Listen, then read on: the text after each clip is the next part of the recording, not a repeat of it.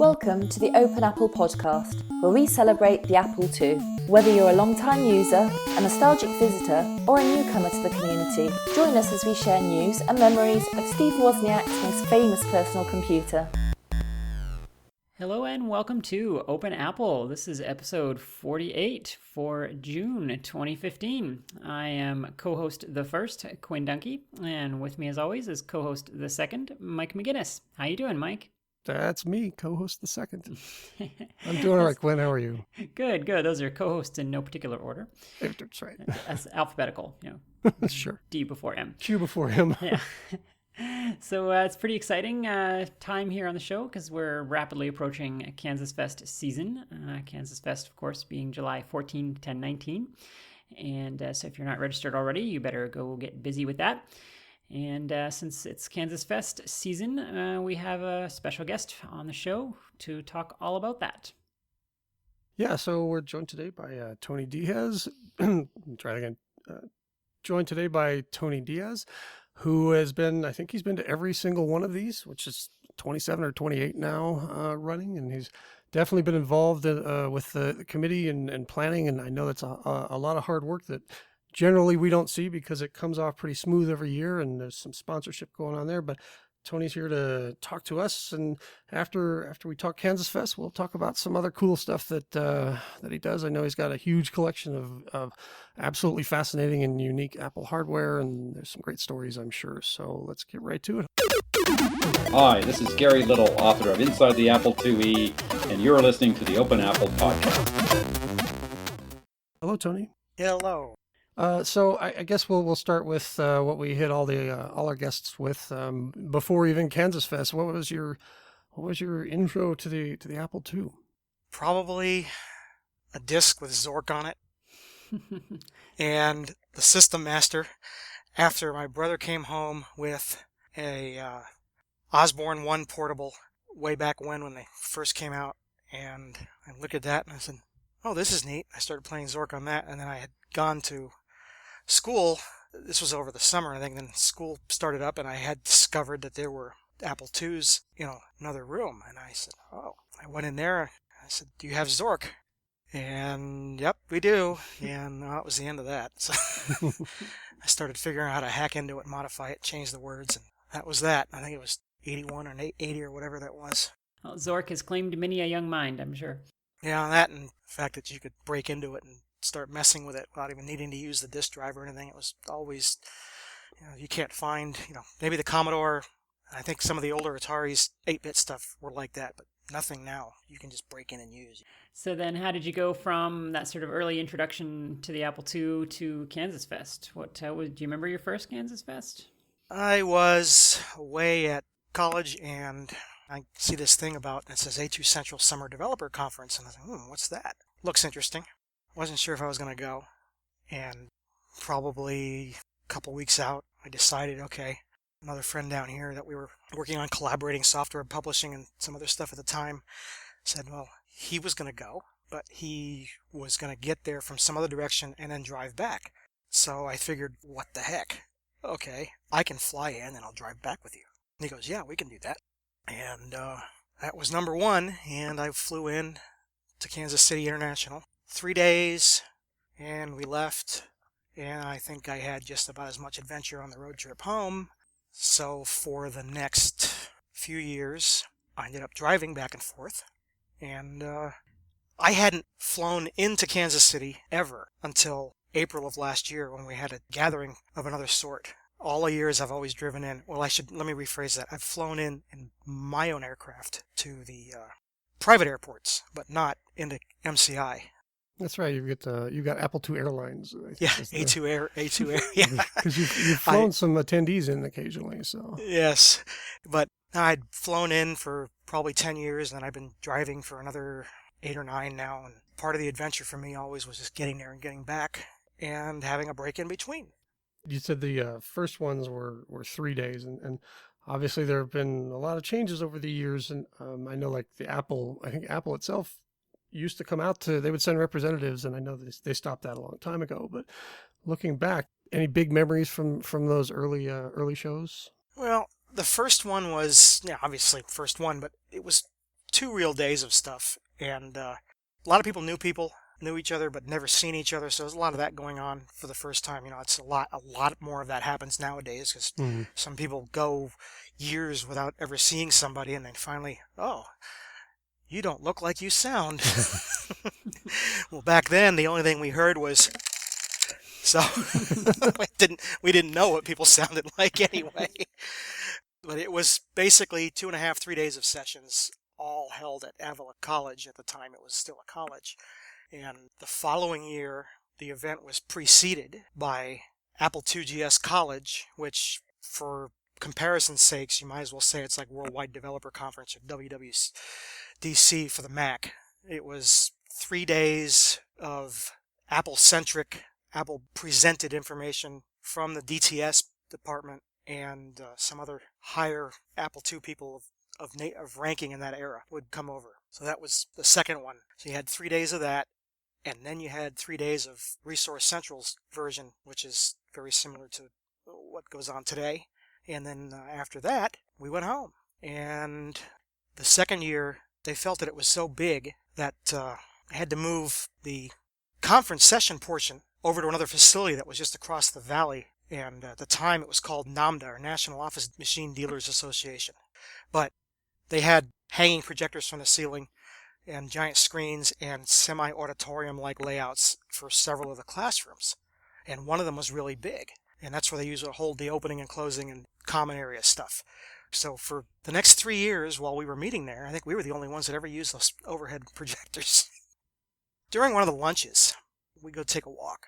And since the sessions were all in the classrooms, the various Avila classroom buildings, some exhibitors also had some other stuff set up in different classrooms to come and look at later. When you went to the ProDev, then you could go to the ProDev classroom that had a bunch of computers in it. You could use the hardware, check it out.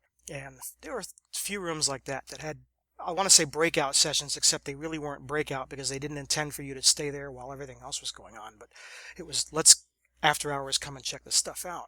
Well, one of them had a really unique piece of hardware in it. Many people have always wondered if it ever existed. And I have to honestly say, if I had any inclination to know that I would never, ever, ever see it again, I would have been so tempted to stuff it in the FedEx box and just walk home if I had to. Nah, I can't really get away with that. But we walk upstairs and looking in each room to see who's where and what, and open up a door, and what is this in the corner over there? It looks like a Laser 128, except it's on steroids. It's bigger. Laser 128 looking computer that was about the size of a Mac Portable. So it was a bit bigger. And that was the Laser 2GS clone. Oh, that wow. was the only one, apparently. It was a one-off. And if you're familiar with the Mac Portable, the way the Mac Portable is laid out, I specifically remember it looked very much like the second generation Laser with the curved edges, except that how the Mac Portable opens where the back top half flips off, and then the keyboard comes forward. So you take the Laser, you flip the back up, you can see down inside now. There were 2 or 3 peripheral slots horizontally up against the back.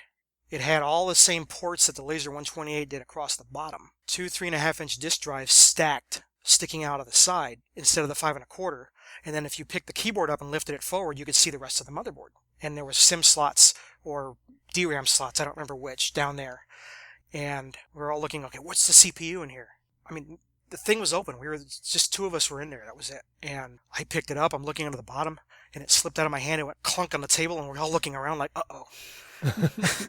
And I picked it back up again because I wanted to see if there was one of those little doors under it, like the metal door for the ROM.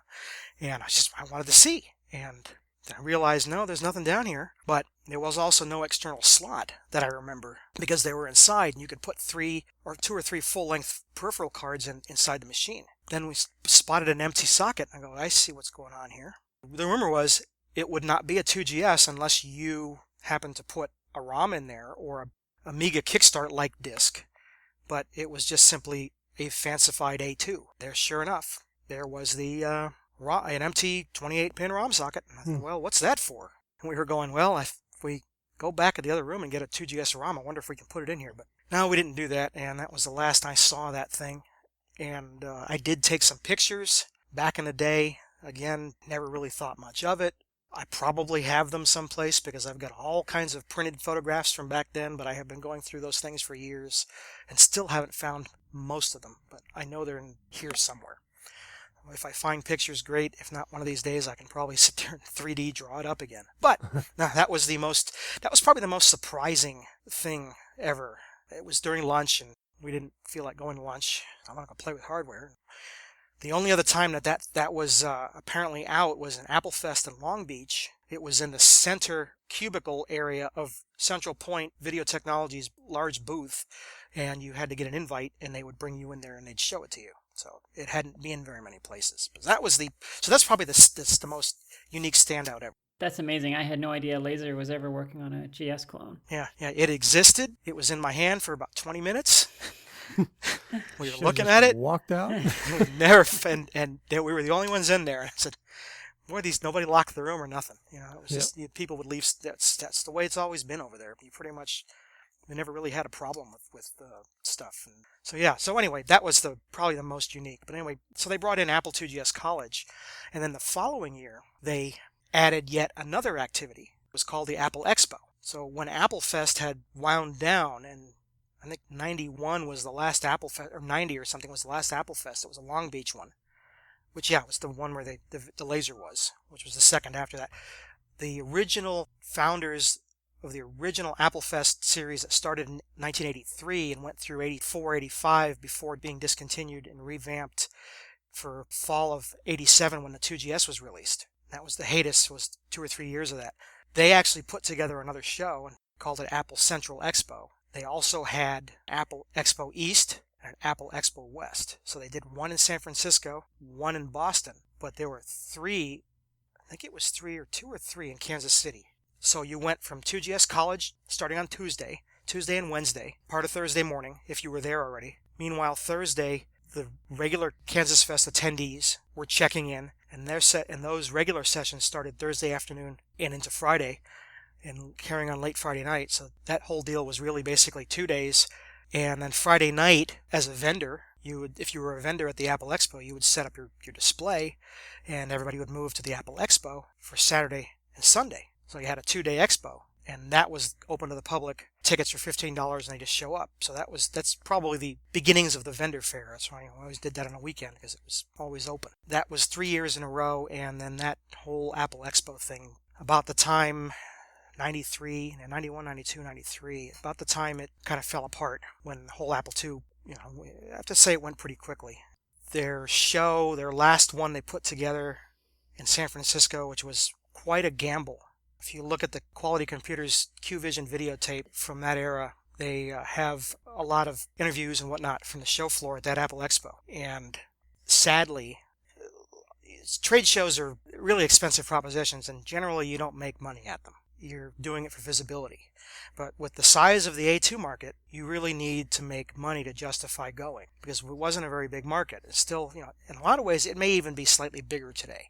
And I know that sounds strange, but because of all the retro computing interest and whatnot, but it really fell off. And if you went as a vendor, you expected to at least break even or cover your costs, whereas if you're Electronic Arts at Macworld, you didn't care because you were just handing out your slick flyer sheets and making sure everybody saw your name.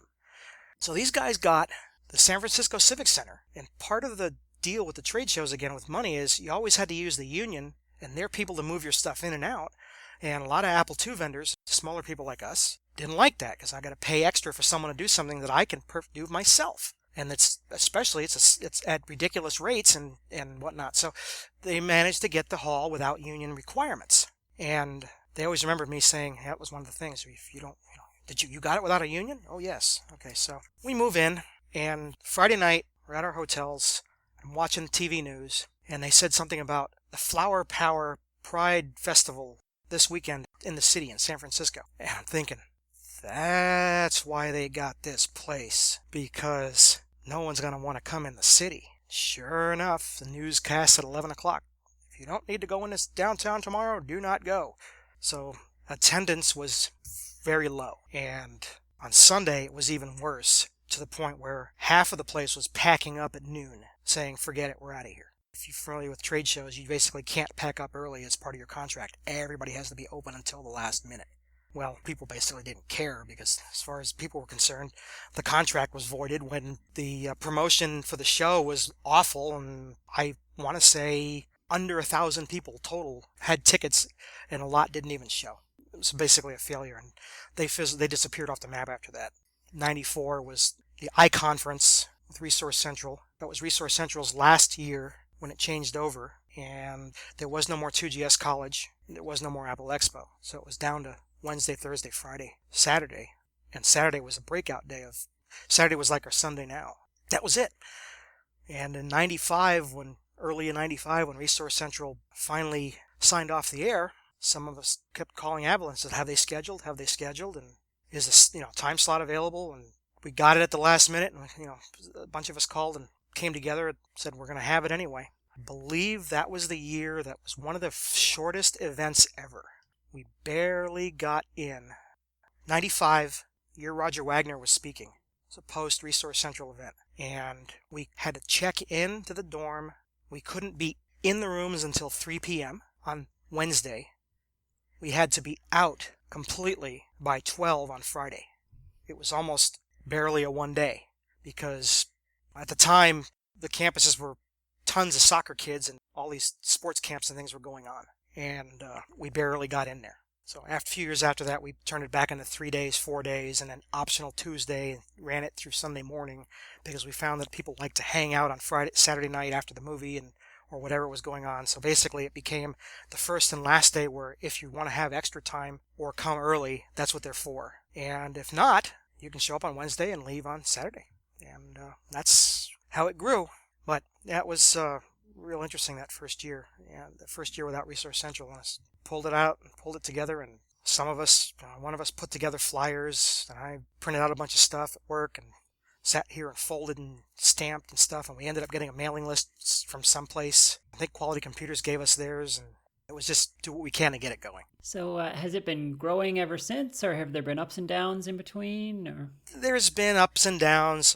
For those who may remember Avila, the Avila dorms I always kind of thought were situated a lot better for this type of event. However, in the earlier years, we couldn't have done this what we did, in that we had the sessions in another classroom because they were pretty big. We had people on 3 floors of 2 buildings, so upwards of 300 were attending. And by 95, the attendance had gotten down to low 50 to 70 or something like that in that area.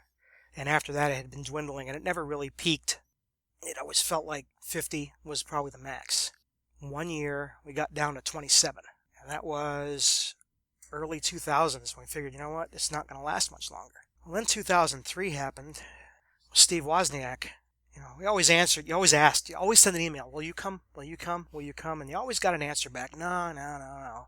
Well, we got an answer back that year that said yes. And I think all of us probably stared at that screen on IRC or wherever the heck we were, Delphi or whatever, and we just looked at it and went, holy bleep! Now what do? We were supposed to have a different keynote speaker that year, and I said, well, I guess we're going to have 2, because I don't like the feeling of giving someone the bump. I talked to Richard Bennett, and he's like, well, I guess. Richard came with me that year and talked about it on the way, and he says, yeah, I know. It's only the guy that started the company, something like that. But yeah, I suppose he can have top billing. It's just kind of funny. But Richard ended up talking as well. But when the word got out that Steve Wozniak was coming, the registration went poof. And all of a sudden, I think we got up to like 60, close to 70. And there was a lot of people that had never come. It's probably one of the years where there was the most newcomers ever. The early years of the event, it was raining in Kansas City like it was the second Seattle, constantly. 1 minute it was raining, 1 minute it was, you don't like the weather, 5 minutes later it's going to change. And then you go outside at night, and it was lightning shows every night. I used to sit out on the swing porch or whatever if it was windy and watch the lightning late at night, because it was miserable outside during the day. It was very hot and humid, like Kansas City mostly has been, except in 2003, I don't know what happened, but it was subtropical type weather. Never broke into the 90s, or barely did if it did. Breezy with a cool breeze. We actually had meals outside on the big terrace and spent a lot of time outside. and it was like no other previous year ever. It was amazing. And we kind of joked and we said, well, this worked out real good because Woz liked to be outside and we had a lot of room and tables with umbrellas type things and whatnot. It was just really cool. So when 2013 rolled along and kind of got the surprise visit from Steve Wozniak again, as you well know, that was another year that we kind of had really nice weather, and I thought, okay, that's it. We got to bring Woz back every single time because he's the one that brings the weather. But so anyway, we got to bring Woz back. That way we can have better weather. Anyway, so that was that year. It picked up a lot, and then started to run down again. The following year after Woz was significantly lower, but still more than, I want to say it was probably in the mid 50s. It wasn't for a few more years that it got down. Low was 27 one year, and part of the way it worked is we needed to have a minimum of 40 people before we could have the event. So we wouldn't even open registration until we had 40 people that said, yeah, I'm going to go. And then we would cash the checks and do it all and say, yep, we're going to do it. Well, we had a little bit of an upswing again. The first year we were at Rockhurst, I think because it was a new venue, and the year before, 2004 being the last year at Avila, which had now become a university, and we come over the hill and we see the sign and go, it doesn't say college anymore. In fact, it says this big AU. What is that? They had upgraded their status, and along with that, they had realized their campus was becoming, I don't want to say run down, but it was showing signs of deferred maintenance. And I got a call in early 2004, one morning, from Avila, saying, we'd like to let you know that we're canceling your reservation for next summer. We're no longer going to have any summer camps. We need to spend time on our facilities, and we just can't do it when we have people in. And that last year we were there, we had the air conditioning breaking 3 times, and yeah, we could all agree. It was not conducive to a event like that. So we had a powwow, start looking around, and okay, where can we do this? Other cities, other venues. College campus is still the most logical type of space, because if you do it in a commercial hotel, you really can't be hauling around in the halls all night long. And you know, like we always said, half of K-Fest is, I always thought the juicy stuff happened afterwards, into the night, into the daytime. Back in those days, I don't think we slept more than 2 hours, if that. And I think the 2 hours might have been in the back of the sessions, as we used to call it, an experiment in sleep deprivation. We'd get there, and then the first night of sleep would be Sunday night at a motel someplace else. Part of the years with 2GS College and Apple Expo, Genie people would come earlier on a Monday, and they'd have their annual meeting. And then the K-Fest people, the college people would show up for Tuesday and Wednesday and so on forth and so on as the week would grow. Well, there were a couple years there where it was so laid back at Avila that a few of us were there until the following Wednesday. They didn't care. You just put the key in the box when you leave, and that was it. And that was, we were apparently the last event, and so we hung around and did a bunch of Apple II stuff on our own for a couple years before they started picking up a bit. But let's jump back a little bit also. I want to say 2002, after 9/11, was probably the deadest year on the campus. We had our event. It was pretty much the same as we'd always done it. In fact, that was the year we introduced the cookout. And I talked about, in fact, I think I was the keynote speaker that year, or I at least had a topic on K-Fest of the past, which had only been 13 of them. Anyway, I went over the first 10 years. But we were the only event that booked the campus that summer that actually showed up. With the economy crash and the lull and all the other stuff, it had lasted into the following summer. And the other thing I remember is motel rates were, what the heck, cheap. I couldn't believe it, because they had to get people in them. Rooms had $20 at some places. Nobody came. The following years after that, 2003 and 4, it was suddenly not as crowded as it ever used to be. It's all of a sudden people forgot about what they used to do. And when we first moved to Rockhurst is when we started seeing other activities going on around us. We had looked at some other colleges. One of them was university out to the east, about 35 miles out. The facilities were really good. The amenities were good. However, it was 35 miles out. That would have meant a lot of back and forth, or at least when we were in town, and we had that whole thing wired, because using the 435 loop to go back and forth to the airport was usually pretty non-congested traffic. It was because it was outside of the major city core at the time. No, we ended up powwowing, and Sean Fahey had gone out and taken pictures of Rockhurst, and I believe some of the other venues we had chosen at other cities, people did the same thing, and then we sat and compared notes. And we've been there ever since, and it wasn't for a few more years. Actually, we've kind of figured out the downtown area and gotten to know it. But the early years with the big green bus and looking for the Denny's, and I think that was the second Denny's I ever heard of in my life that was not open 24 hours. I think they found Steak and Shake after that and came back, and why would they go there instead? But anyway, that was first few years of Rockhurst, and things will work out for themselves usually in the best. I think going on 10 years, 11 years now, and I think we got it wired. So. Now, didn't the Mark Twain also make its debut at one of the Kansas Fests? Yes. I want to say it was Avila. God, looking back on that, I can't believe it's been that long. But Gulf War era, the first Gulf War era. I had brought the one I have. It's actually kind of a unique machine. We've over the years, I think we can account for, let me see, I think 5 of them that are out there somewhere. 2 of them we had, and a couple of Apple employees, and an additional one. And they would show up over the years.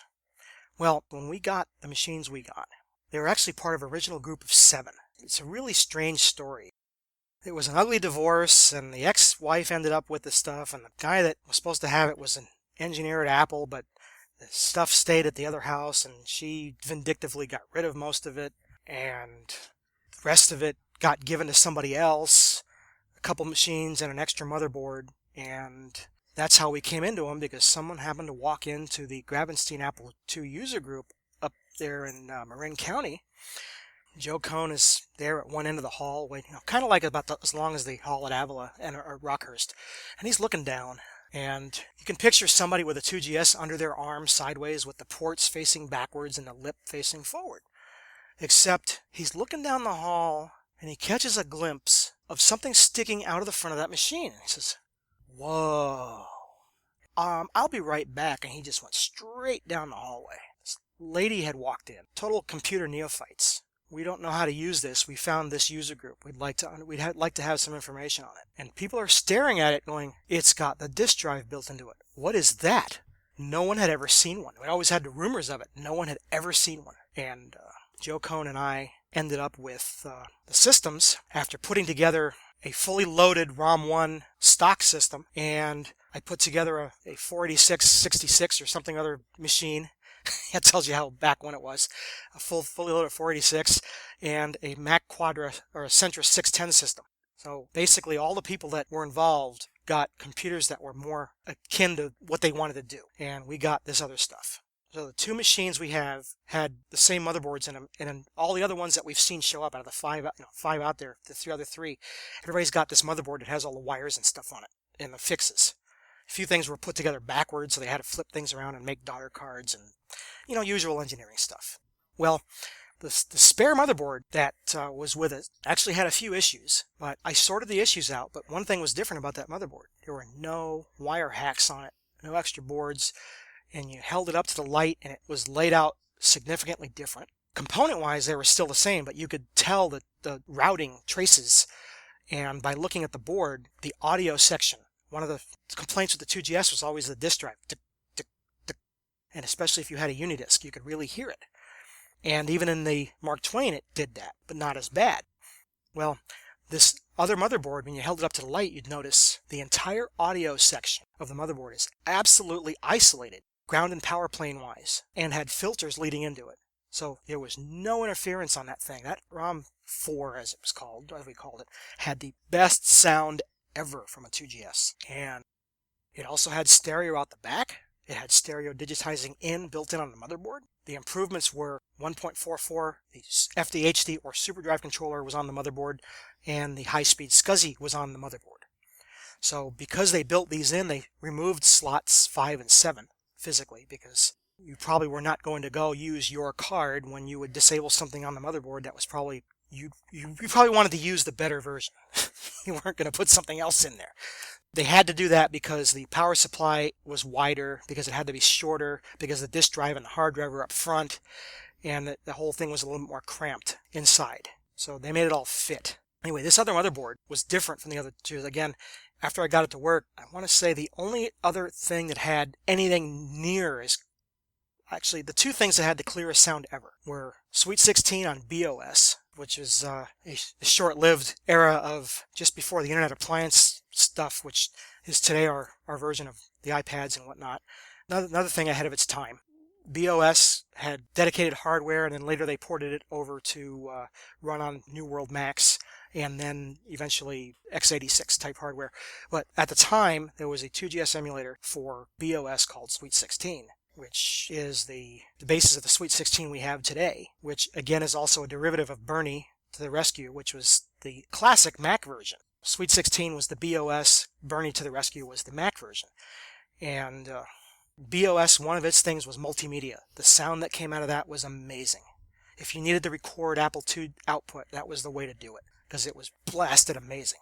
But second to none, the Mark Twain and the Future Sound card. If you put a Future Sound card in your Apple II, which was the most sought after sound card ever, it was a $350 sound card. It had full onboard hardware to handle everything instead of using software to do it. And that was the one everybody wanted. So the Mark Twain was basically a Future Sound high-speed SCSI and a 1.44 drive built in. And it was all activated by different versions of the drivers. If you put the high-density card driver in, it didn't work. But if you use a different one, it would. Nobody had the different one at the time. But anyway, that is the last version of the 2GS. The source code for the 2GS operating system and toolbox and whatnot that has made the scene in the last few years makes a reference in the build script. It talks about the ROM.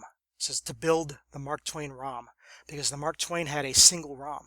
The ROM 1 and 0 had a single ROM. The ROM 3 had twice as much ROM content and had 2 ROMs on the motherboard, whereas the Mark Twain had a single ROM again because it was all the content put back in a higher density chip. So if you look at the build script, it says Mark Twain ROM build, and then you can go back and look at the revisions and make it go back to build you the, by changing parameters, it'll build you the ROM 3 image with the 2 files, or the Toolbox ROM 1 version with 1 ROM with the older stuff.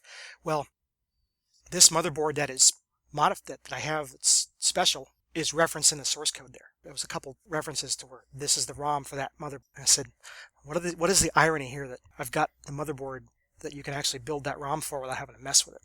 Because that was the last 2GS. That was it.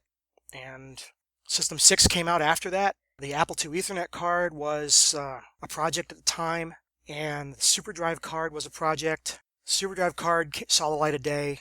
The Ethernet card was declared done, and they decided they weren't going to deal with it. And I have a feeling part of that was every piece of network hardware has a unique address in it.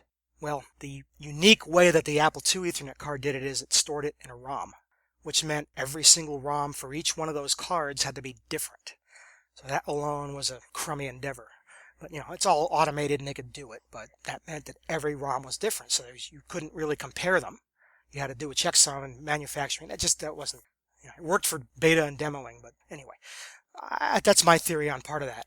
This is, again, late 92 when they figured System 6, or early 93, when System 601 came out, finally, it was actually delayed for the Ethernet card.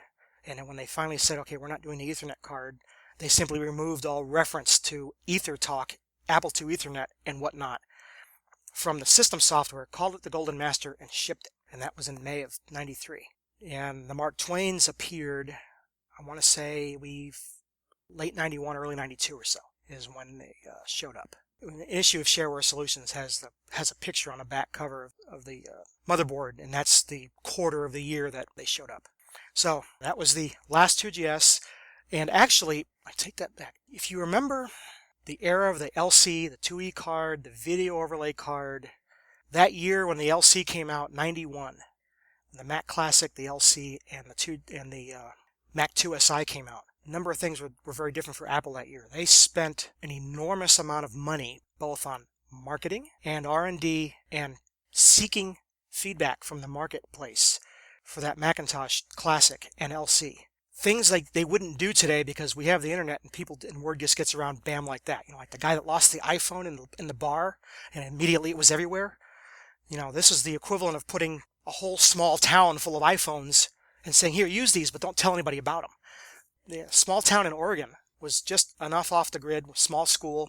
They actually had LCs and Mac Classics in classrooms for 3 or 4 months before the product was finalized. So this is about 6 to 9 months out, and they're getting feedback from the people. How they like, does it work? And they've worked all that stuff into it. So what I mean by the monumental change for Apple was they spent, I want to say, they had a big rollout, big huge fanfare, meetings in 28 something cities, similar to how Microsoft would roll out stuff. Just, it was huge. They spent an average of $750 per machine sold that year to get the word out on the LC, the 2SI, the 2E card in 92. A side joke to that is they all say, well, Apple had done more Apple II stuff. They would have failed. I said, okay, maybe somebody might have that opinion. You're entitled to it. However, if Apple hadn't have done any more Apple II stuff at that point either, I am more confident that that would have been true, because AppleWorks and the 2E cash cows that supported Macintosh development well into the mid-90s when they finally got it right and it finally started to grow. But anyway, back when the LC was going into schools and it had the 2E emulation, there was a poster and an ad campaign.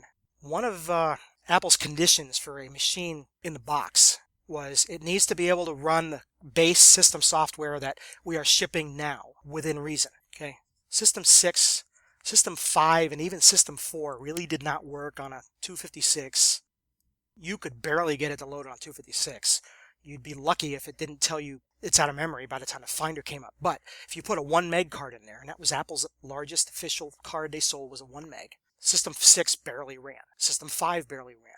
So the ROM 3 comes out with 1 meg on the motherboard. Now that fits into that barely runs. And by the way, you put this other card in there, now you got 2 megs. Now this pretty much works. That was one of the reasons for the ROM 3. The other reason was manufacturing update, changes and bug fixes and whatnot, things that were incorporated. But the ROM 3 was only apparently sold in North America. And the rest of the country got what was left of ROM 1s or nothing. And then they had to import them themselves because they simply weren't on price lists. After 91, I believe, when the ROM 3 came out in fall of 91, I think it was.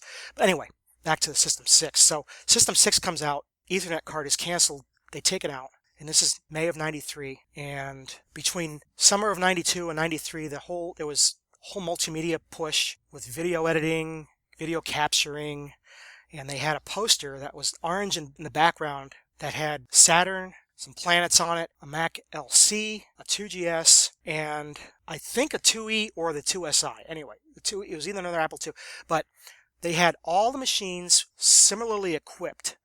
In other words, here's the 2GS with a video overlay card, and here's what it can do. Here's the LC with the 2E card, and here's what it can do. And it was going after schools, as usual.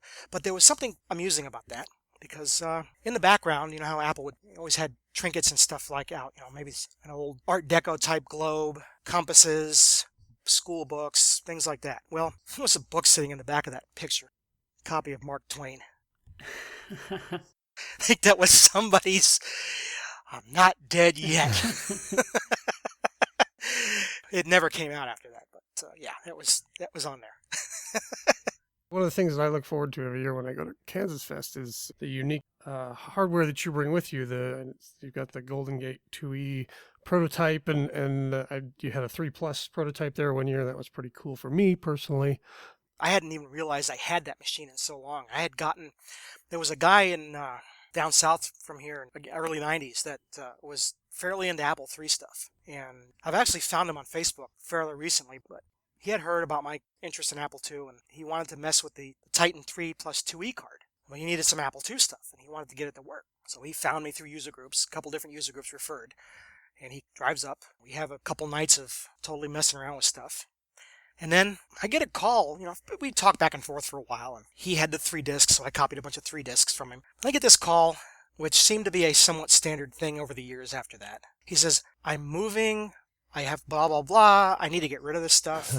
I want it to go someplace where I know it's, someone knows what it is, blah, blah, blah. That works. Well, that was my first real cash load of, please take this and save it.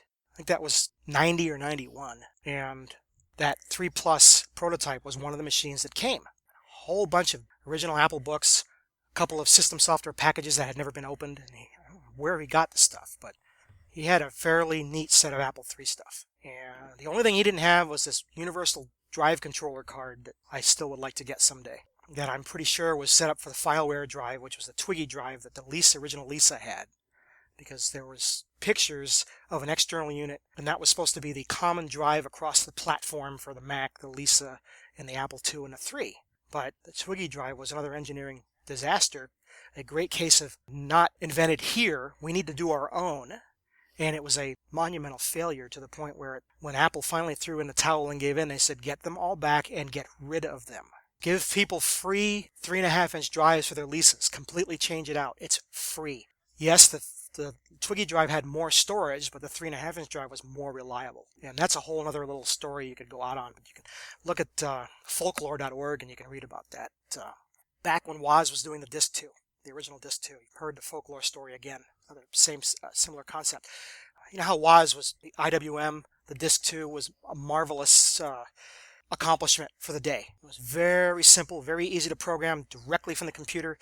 You had full control of it. Whereas the 34-pin MFM interface that was introduced by Shugart as the standard type of interface, you didn't have as much control over it. The drive did a lot. You simply told it and waited and told it and waited. You know, one step between the Commodore 1541, which was practically a computer on its own. The MFM drive was 34-pin was little of that. And then the Disc 2 was, you need to do everything. So while it was good, it was also bad, because when Disc 2 was doing things, you had interrupts and problems with the Apple II. But all those things were actually really cool idiosyncrasies because people exploited them to their best. And that was one of the coolest things about the Apple II in general, was you could find all these little idiosyncrasies that it did. You know, you look at the schematic, they gave you the paperwork, they gave you the ROM listings, and you look at it and you go, wow. And then you do it on a machine, and it was ever so slightly different than you expected. But you know what? They were always like that, to the point where when they were early clones, where people were cloning it, hardware one for one, by the schematic, they weren't working the same way. They were actually not compatible, because things would not work, because little tweaks and fixes that weren't documented were the reason why things worked, and a lot of unknowns. So the Apple II was a really unique deal. But anyway, the Disc 2, in the era of Shugart's making the disk drives, building the SA400 drive, Shugart Associates 400, 5.25-inch, double-sided, double-density, 360K drive. The single-sided version was half of that, and that's one of the drives that Steve Wozniak said, well, here, let's make, he designed the analog card. He took their drive, took the big controller board out of it, dumped it, took the stepper motor control, ditched it, just left the motor control on the back, and designed the Disc 2 analog card and the controller. 20 pins of simplicity. If you think about, go all the way to the last Macintosh that was ever sold. You want to say there's a little bit of Apple II and everything. The 20-pin disc connector inside is electrically compatible from the original Disc 2 to the first iMac that had the connector but was not included. Is electrically the same, save for just a few things like Disc 2 or Unidisc 3.5. A couple things, you don't plug them into certain machines because a few little bad things happen. But generally, this phase, the read-write, head select, drive select, everything is the same. So that set that standard all along. Woz said, okay, we can do this, but I don't need that board. I don't need this. I don't need the index thing on the head. I don't even need the second head. I don't need any of it. Goes to Shugart and says, well, we want to buy these drives, but we don't need any of that stuff. No, we're not going to sell them to you. You got to buy it like that. No, we don't need it. I'm going to take it out. I'm going to throw it away. Don't want it. But you got to buy them. Hem and haw, back and forth. And finally, I guess Shugart got tired of being nagged and told his engineers, you know what? Go give them 10 of those bad drives over there. 10 of those that don't pass. Tell them, here, you can have these. And Jobs and Wozniak go off and do their thing, and a few weeks go by, and nobody hears from them, and all of a sudden, call back and it says, yeah, you know what? We got 9 of them to work, but we got one that didn't work, and probably at the other end of the phone, it probably dropped. I said, wait a minute, what? You got them to... what did you do? So I think Shugart learned a little bit from Wozniak, and the SA390 was born, and Shugart sold Apple the drive with a single head and all the other stuff missing. One of the things that I look forward to at KansasFest is stopping by your room or your display at the vendor fair and seeing the various prototypes and unique Apple hardware. And one of the questions that I always hear comes up is, how did you get all this stuff, Tony? So, Tony, how did you get all that stuff? Okay, well, going back on the Apple III story, for a while there in the early 90s, it just was really weird that it seemed like I would call October and November the Apple II discovery season, because every year about that time I would somehow come across something. I believe coincidentally that's when the Mark Twain showed up too, was the fall of that year. So most of the time it involved a phone call, get up here, which meant get on the freeway and go to San Francisco, or get on Southwest Airlines now, or I came across this and I'm going to send it to you. And I ended up with a Franklin Portable that was the shape of the form factor of the Osborne one year. Now I've got 3 of them. Another year I ended up with an Einstein Apple II clone, which is a very interesting machine in that the CPU section is more like an IBM PC in the way that the main box is separate. The disk drive is duo-disk-like, except it's 2 Super 5 drives and a slim aluminum box sits on top of that, and the keyboard is in a separate box, sits in front of that. And it's had a unique deal where there was a big chunk of corner in the case that you could put a battery in there. So apparently the thing could be run with, I'm not going to say portable, but I believe it was set up that it had a built-in, the intention was a built-in UPS, because the system was geared towards A&D, analog digital and data acquisition and whatnot. It was kind of meant more towards this scientific sector. And there are other Apple II derivatives that are actually way more marketed towards that at the time, but this was one of them. That's what I'm pretty sure that was for. But so it was basically a hybrid between a 2 Plus and a 2E. And I got that. The how did you get this stuff? And then word would get around, I sent it to him because he knows what they are. They'll keep it. It's not going anywhere. And over the years, they're right. I have probably cut loose something 2 or 3 times, and it's been to very special people that know the significance of things, and it's usually something I've got more than one of. The usual rule was, if I had 1, forget it. If I had 2, maybe. If I had 3, you got a chance. If I had 4, we can deal. And that was if they were all the same revision, because if they're not, we're going back to square one. We talked about Woz showing up in at KansasFest in 2013, and you had the, was it the 2X board? That was in actually 2003. Okay. I wasn't there in 2003, but I remember we were talking about, it was either the Super 2 or the 2X board, and I just remember when we were talking about it, Woz was like, somebody still has that? Yeah, him right over there. And he's like, wow. Yeah, okay. Part of the deal with the 2 is 2X. Every new model, every new engineering version that was coming out, that was the 2X, because they didn't know. It's like Boeing 7X7. They didn't know what they were going to call it yet, but you knew it was going to be the next number in line. Except Apple wasn't using numbers. They were putting letters after it. So they'd used E and C already, so they had 24 more choices if they were going to do some more letters, unless they were going to do a plus thing again, which they came back later. The Mac 2 Plus, Mac 2, whatever. Anyway, so they were kind of predictable, but kind of unpredictable. And 2E came out. So the first improved Apple II, which was chip reduction, a component reduction, Apple IIe. And discussion was Super 2. Two of them are labeled Super 2. But it was always the 2X, because, okay, what are we going to call it? Well, then that one came out, it was called the 2E. And the next one was the 2C. In fact, the 2C was, the code name was Terry and Lolly and a few other things, but it was referred to again as a 2X when storyboarding it. But the most famous 2X was also another one like the Mark Twain, that for years, we always, there was an Apple II that was going to had a 68,000, and it was going to run Macintosh stuff, but it never came out. Fast forward now, 92 or so, I get one of those calls that's, you got to get up here. Okay, I'll be up there in a couple days. I got a Southwest ticket, hopped the plane, flew into San Jose, got picked up, taken into Cupertino. They're selling this house. This is my first real introduction to, holy crap, California real estate is nuts. And this is the early 90s, okay? I guess the term that everybody might relate to is the shotgun house. Basically a long, narrow house. Very thin lot with a building, an outbuilding. It was like a garage. And these were early Apple employees. And the garage was the workshop lab. And they had a lot of stuff in the house. Well, they were selling the house because they were moving down the street to a bigger one. But the thing that I remember the most, they're selling this for $1.3 million. And by the way, the people that are buying it are just going to bulldoze the house. So they want us to empty it now. I'm like, Why? I says, oh, because that's the only way you can get a house up here now is to buy another one and build on a lot because they're all used up. If you want to be in the Silicon Valley, you've got to buy something. So that was my introduction to holy crap.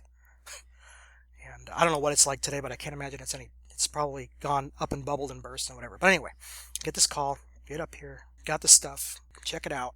And sure enough, quite a few banker's boxes, assemblable cardboard boxes that you put file folders in. Quite a few of them. Some of them labeled Apple Computer because they're reusable cartons that you'd send back and forth with stuff in them so that they wouldn't have to buy new boxes because they were used for internal and a lot of other stuff. Kind of going through it. We're not sure what we're going to do with this, but the end result was I ended up with about 25 boxes plus enough to fill a layer of a typical Chevy van of the era. I got on the phone, called Southwest Airlines. Back in the day, you knew the lingo. You could call the baggage people at the back, even. You could talk to all kinds of people. Now, you can't do that anymore either. So I actually managed to talk to the baggage handlers, and I said, what are the loads like on that flight going back tomorrow night? What would happen if I brought a few extra boxes? Because they didn't charge you extra back then. In fact, they really didn't have a limit, but they kind of sort of did. It wasn't hard and fast, 50 pounds, $100 extra, plus oversized fee, plus. They didn't do any of that. They just kind of took what you gave them. And guy says to me, right now there's 6 people on that plane. So if you brought a bunch of stuff, they wouldn't even care, and it would give us something to do. So I checked 22 boxes. 22 taped shut file boxes on the Southwest Airlines on that night, the night after that. And when you got back to San Diego, back in that era, San Diego was one of the few places where they had the baggage claim area roped off, and you had to show your ticket stub to a Huntley security guard that was standing there watching. Other airports you just picked it up and left, but San Diego you had to show it to somebody, and then they would tear the thing in half and keep it. Well, that was the most hilarious thing, because all these boxes are coming down off the belt, and I'm picking them up and stacking them, and walking over and stacking them. And the person's running over their hands like, no, what are you doing? And the way that they did baggage stickers on them and some other stuff, and the way they did it, it wasn't quite normal to where I had little tear-off stubs and things. They just did it a different way. They were totally clueless as to how did I get this many bags on the plane. So I had to finally point out to them, I said, look, you saw my boxes, 2 other suitcases come down that ramp. You checked them out. I'm the only one over here, and if you go to that ticket counter over there, they'll tell you there were 6 people on the plane. This is all my stuff. I got out of there with it. That was the end of that. But in the process of looking through all that stuff, as we're opening a box, looking at it and going, oh, neat, wow, holy crap, cool, this is amazing. And having another orgasm, you open the next box, the next box, the next box. So I get into the one box, and I open it up, I pull out a file folder, I look at it, I flip it open. All I hear is, it's best that leave here, and that's it. And when I saw what it was, and I heard that, I said, okay. I took that one, immediately taped it back up, and I proceeded to use it as a bench to sit on for the rest of the afternoon. I said, this one's going with me. I carried that one on the plane. That was a cool box, because if I'd had that box 12 years earlier, I think KansasFest would be free for all of us forever, because it probably would have had several $1 million. It contained blueprints, diagrams of the MMU, the IOU down to the gate level for the 2E, the blueprints of the motherboard, the mechanical drawings of the case, all the cutouts, the various keyboard matrices, all the stuff for the 2C of similar nature, and then a whole bunch of engineering notes on when they were designing the 2E, the 2C. Here's what we found out about PAL, and here's the sample that the chip manufacturer sent us, the sheet, and here's that. All this kind of stuff was in there.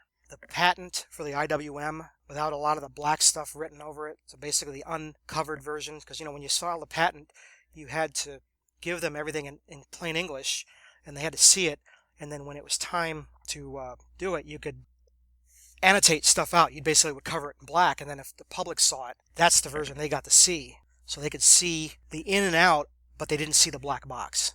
This was how you proved your design. And if it came down to a court thing, you broke out the real one alongside of it. So I had unobfuscated copies of the IWM, and one of the neat things that was in there in the folder was an IWM-based Disk 2 controller. So it was the two 20-pin connectors, but it had an IWM on it. So one chip plus the 245, and that was it. I was like, that's a neat Disk 2 card. I wonder why they didn't make this. Because those IWMs were expensive back then. It was still cheaper to make 8 chips, to get the 8 chips. Anyway, that was in there, a bunch of other stuff. I got 2C prototypes, a whole set of 2C prototypes that time. And as the day wears on, they keep coming out of the house with more stuff. And we're divvying it up and going this way and that way. And the stuff that was more, I want to say mainstream, more common, whatever Joe Cohn was getting some of it. Another individual, I forget who was there, was getting some of it, like software manuals and stuff, and then hardware and rare stuff and whatever. I was pretty much, it was going in my camp, and that was kind of what we had agreed on before we got there. So the afternoon wears on, and he comes walking out of the house yet again with something. He's got a big static bag in his hand, and he says to me, "Have you ever heard of this?" Opens the bag and pulls out a motherboard, and I looked at it. I said, "Is that the Brooklyn Bridge, Golden Gate, or whatever it's called?" And he says, "How did you know what it was?" And I said, "Pulled it out of thin air." But what I saw was a 2E sized motherboard that had 8 slots and 2 slots up front and a whole bunch of RAM chips, and the thing was jammed, denser than the Mac 128 was, with chips. I said, "Well, obviously it's an Apple II. I saw the word Apple II back there where it says Apple IIe, it said Apple IIX, or whatever the thing says back there." Okay? He says, "Yep, that's what it is." I looked at him, I said, "So how many of these are there?" And the finger wave points back down at it and said, "This is it," and handed it to me. I think I was silent for quite a while after that, just looking at that. Oh, amazing. Hold it up to look at the light. It's a 5-layer board. This is 1984. It's a 5-layer board. It is all hand soldered. The bottom side has some wiring, and it's all got flux and everything. It's all hand soldered. Got engineering sample of several custom-made logic IC chips. It's like the MMU and IOU and about 6 others. We're all looking at it going, oh wow, look, there's 2 super serial card connectors right here. There's 2 of those 10-pin things that you put the pigtail on. Oh, there's a 9-pin over here. This one says mouse, so you can plug the ribbon cable from a mouse card on it. Oh, and it's got the 2E joystick connector. And I said, well, why didn't they do like the 2C? And I said, well, that's probably why they did the 2C later, but they made them both. This one had it breaking out. Oh, it's got RGB, so it had the digital RGB on board. The only thing it didn't have was disk drive controller. That was a standard card. So it was basically an 8-bit 2GS without an Sonic and a drive and a smart port. For all intent and purposes, the machine was supposed to have an 816 in it, but it had a wired over 802 so that the machine would power on and go past startup. But put an 816 in it, it was better. But it still wasn't faster. The Apple III was still the 2 megahertz machine even up until then. It wasn't until the 2C Plus or the 2GS came out that there was a faster Apple II. But this Apple II was more capable. So we start talking about it. So was this really supposed to have a Mac processor in it? And he goes, no. In fact, we never made the card for it. But the plan was to have a 6800 coprocessor card. When I said there was 8 slots, so there was 8 slots in the back like a 2 plus, 0 through 7. And then there was 2 down the front where the auxiliary slot is, except they were almost like the size of I believe that the 2GS RAM card is maybe a few pins smaller. But they weren't 40 pin either. They were somewhere in between. Because the slots in the back are 50 pin. Memory card is 44. I think maybe it's 44 and 40. Anyway, one of them was in line with slot 0. So he points and he says the CPU card would go from here to here, and it would reside here. It would be going across these 2 slots. The idea was to make various CPU cards, and the only one we really thought about was the 6800, not 1000. Again, remember the 6800 was one of the other choices of CPU that possibly was going to be used for the Apple II, and became the 6502 and the DRAMs, and we all know how that went because they were more expensive. They were a lot easier to work with, and boy, that flipped around. 6502 was dirt cheap and unheard of, and it was really fun to operate and work with, and it was 1-to-1 cycle to process ratio, and it was a fun deal. So they were going to use that one. We all know how that went. Anyway, but this had the coprocessor card on it, and then it had an additional slot for more memory, and had 128K of memory on the motherboard. So it was kind of feature set of a 2C, kind of. The 2C had the video, but whereas the 2C was basically a 2E with hardware added, like the Mark Twain was a 2GS with hardware added, 2X or Golden Gate. You turn this one on, it said GG2E, so it's Golden Gate 2E.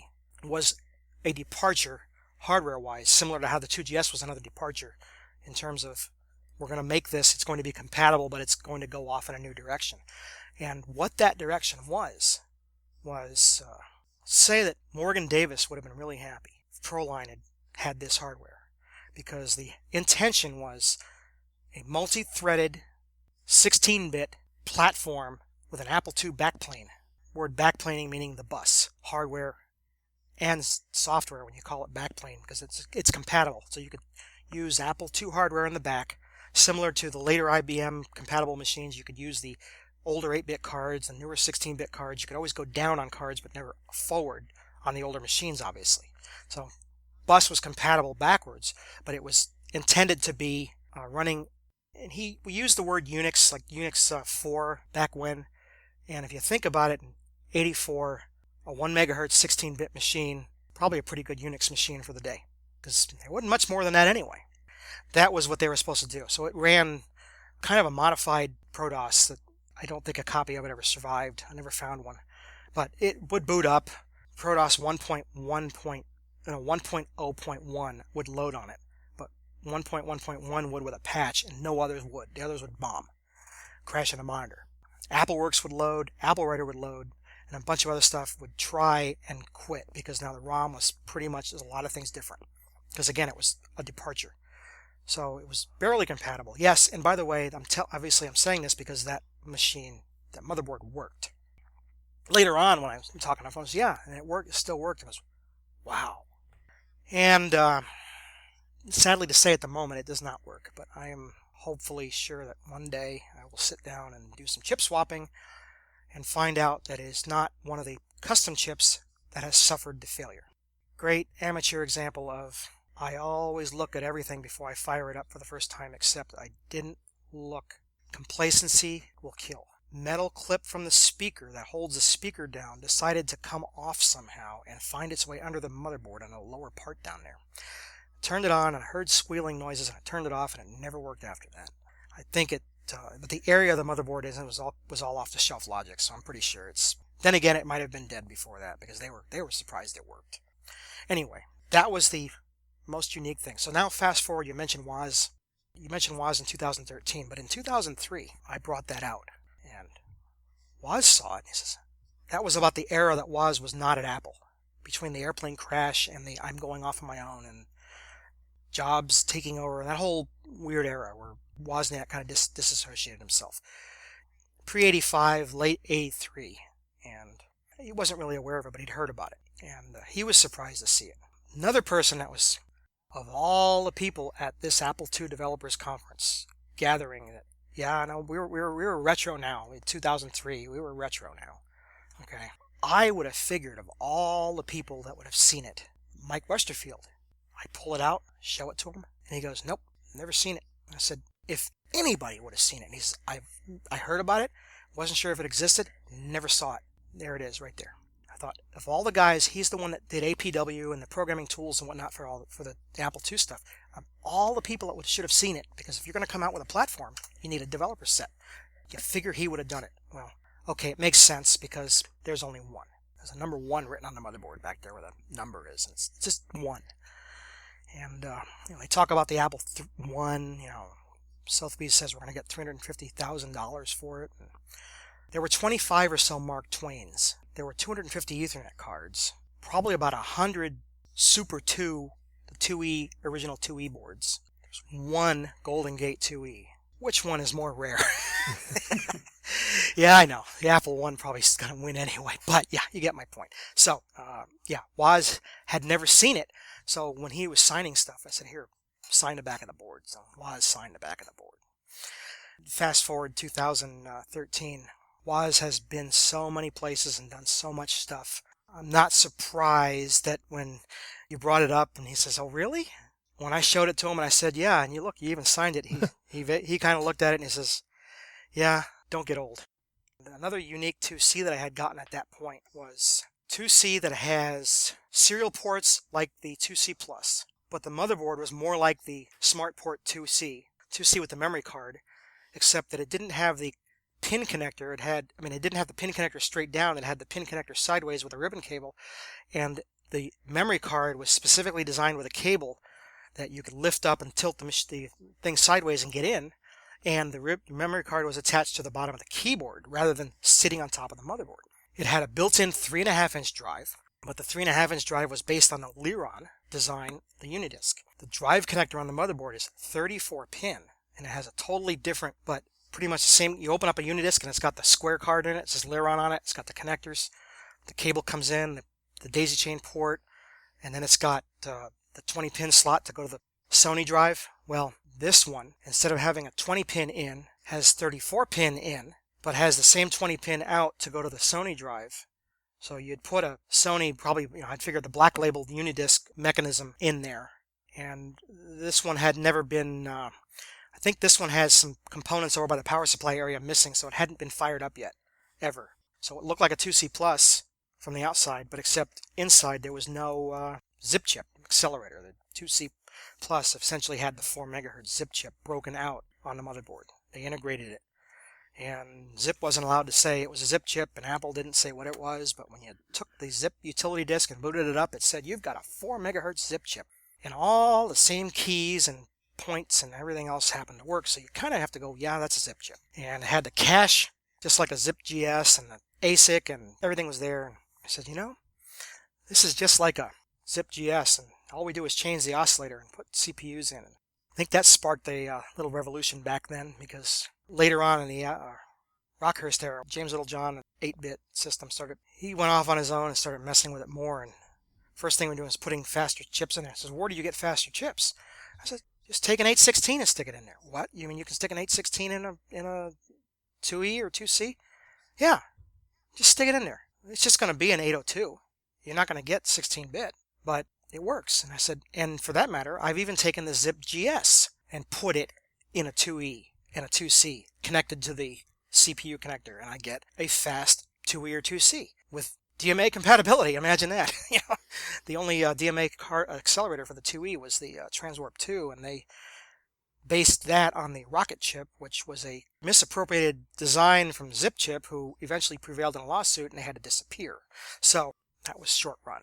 Real quick on the Zip chip, the Transwarp and the Zip. The Zip was a hardware accelerator, CPU replacement, whereas the Transwarp, two different approaches.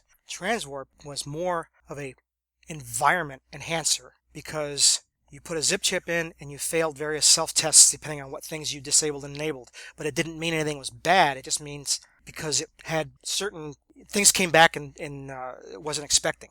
But here's the flip side. You could take a Zip GS and stick it in a 6502 socket or a 65816 socket. Rumor at the time was, well, the Super Nintendo had a 65816. Actually, it doesn't, but it has a very similar chip, command set and wise.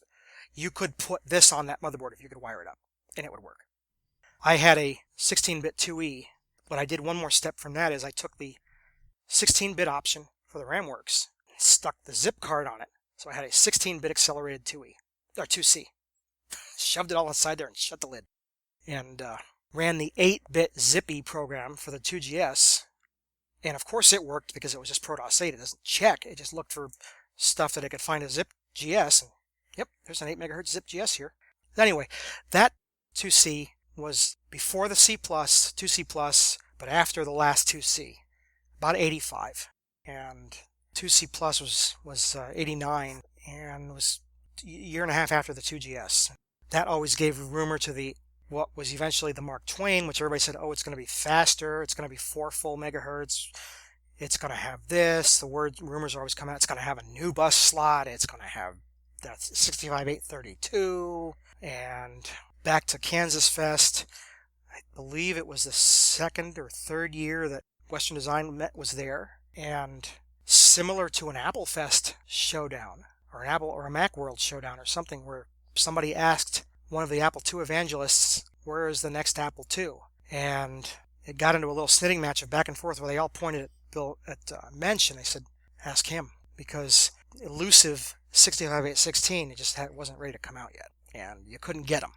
Again, like I said, the Golden Gate 2E was based on the 816, but you couldn't have it, so it had a 802 in there with some wire on it just to make it work. And along those lines, it wasn't until the Super Nintendo came out and the PDA revolution, Newtons and whatnot, when Sanyo made a compatible PDA device and they wanted to use the 65816, so they licensed the die This is how you did it back then. If you wanted to build it yourself, you would license the die, and you'd your own chips in the foundry, and you basically buy them.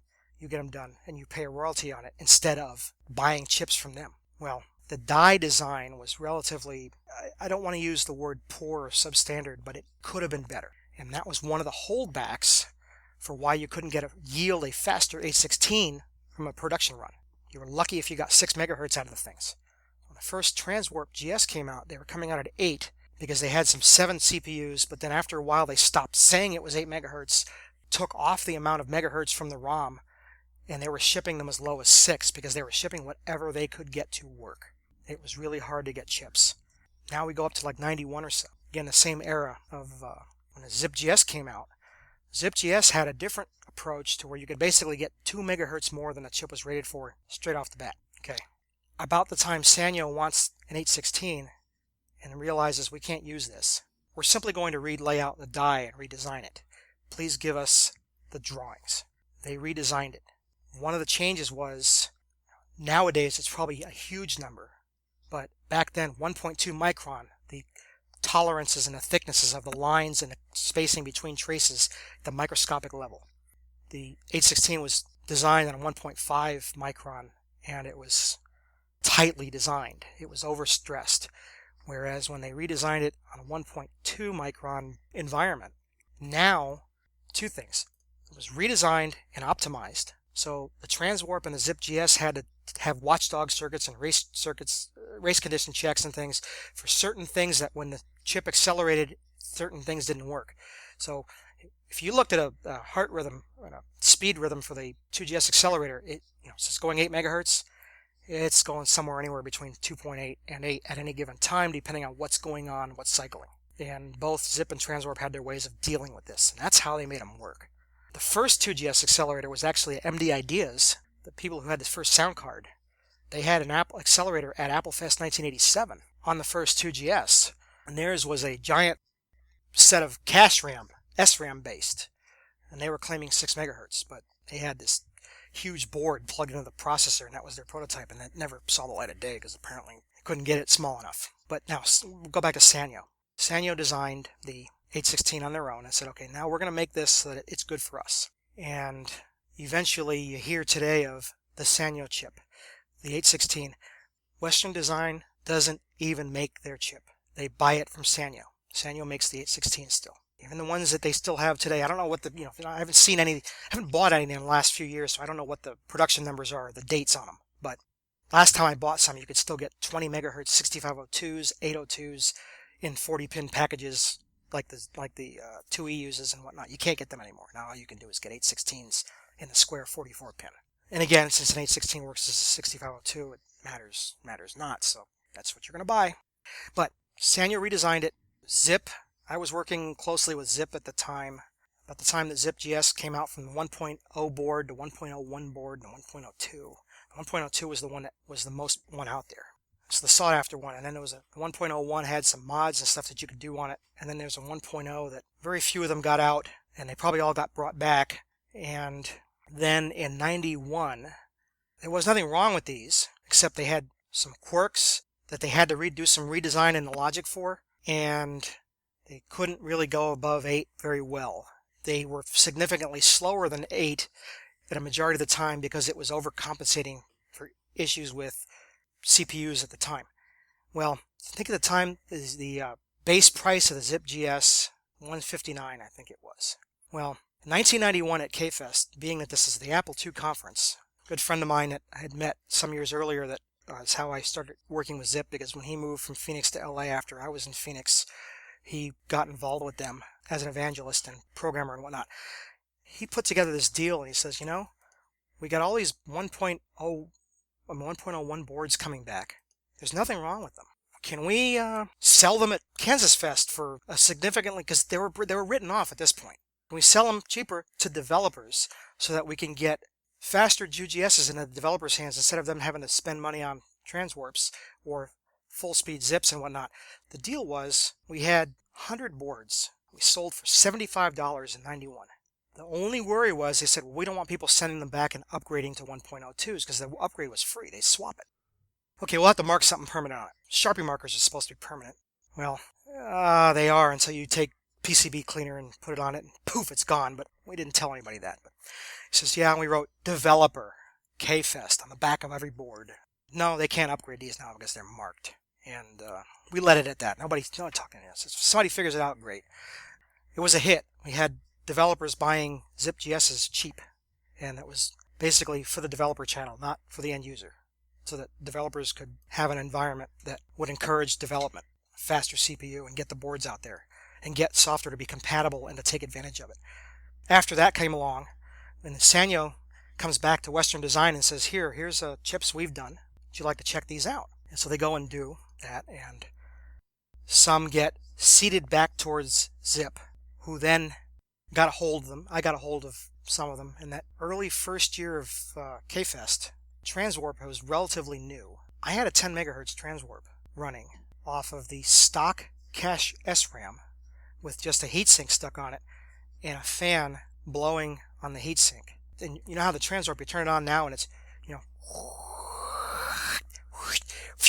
and then if it's faster, it's well, 10 was faster than 8, and it definitely sounded different when you turned it on. And I could turn that on in a quiet room, and everybody would go, "What was that?" And they'd come over and look. And I had the old ROM in it, and it said 10. And they go, "Where did you get that?" Well, I wasn't really allowed to say at the time, but I was using seeded Sanyo stamped die chips, which had much better yield for faster off the line, and a lot of the bugs fixed. So they had those chips out for 9 months or so. Zip had them. I think AE had them. They got passed down to a friend and me. And one night I went up to LA area and went over to visit someone and went in the house and he goes, "Here, check this out." And that's when he says, "Here, take these home with you and try these." So between that and working with Zip, we figured out later what it was. Because they gave us the SMU plots and you could see that it was a better chip. And they were labeled slightly different, but they still said WDC on it, but it had an oval around the WDC instead of just the letters. Well, those were the new 816s. So about late 91, early 92, you start buying 816s from Western Design. You wanted to ask them for the Sanyo ones, and at that point, they were selling 8s, 10s, and 14s. Now there's, I think they were selling 20s at the last. But that was the infamous, I want to get the 14 megahertz one. I want to get the Sanyo one when the news came out that Sanyo redesigned it. And it's used in car instrument clusters and embedded controllers and things. It's got a lot of use still today. It's still a very versatile platform. But anyway, back to that. The ZipGS, now you could turn off a lot of the fixes and it would go faster on that Sanyo design. Consequently, you could take the original Transwarp 1.0 GALs and go back because you could roll back all the changes and you had a slightly, and you could actually notice it into some, if you programmed, you could find it, you could notice it in some code that you could see this Transwarp is slightly faster than that one at the same megahertz. But you could also make that one go 10 without fooling with SRAM speeds, just changing a crystal and making sure that it stayed cool. So if I was in an air-conditioned room, it was fine. But if you took it out in a hot room, you had to have a fan on it. But that was it. But I had that 10 megahertz machine for a while. And then Zip started everybody started experimenting with Zips and splitting cache. And that's where you take and double the amount of cache and you split the voltage on it so that you can boost the voltage to the CPU so you can give it a little kick in the butt and make it go faster. And people were doing that with Transwarps. And yeah, it's just all kinds of crazy stuff going on back then. And I kind of got the feeling it's going to be 1991 all over again because there's some other stuff in the works too, but we'll leave it at that. That's great stuff, Tony, and great stories. And yeah, I think everyone's going to want to come to KansasFest after that and hopefully get to see some of this cool stuff. I don't know if we've said it yet, but KFest registration closes on July 1st. Is that right? I believe it's actually more like the 9th or so. It's usually the week before for on-campus residency. Because we've got to turn all that information into Rockhurst and get the rooms assigned and whatnot. That was one of the things that changed in the last 10 years because we would let people come to the very end and had some people, I'm going to come, and they don't show up. And it made a mess with rooms. So basically we just said, we're going to do this a week early so we can get that off our plate. But yeah, get that taken care of by the first week in July and you'll be fine. Awesome. All right. Well, Mike, do you have any other questions before we let Tony go? I think that'll do it. Well, thanks for being with us on the show here, Tony. This has been awesome. Yep. It's been a while since I've been on a podcast, and as we all have these round to-its. I just have, and one of mine is I want to do a podcast on 80s and Apple IIs and stuff one of these days, and I'm getting real close. Well, we'll definitely promote the heck out of that. I'm telling you, it's coming. It's close. So here we are. All right. Well, thanks, Tony. And we will definitely see you at KFest. Yep. Should be an interesting summer.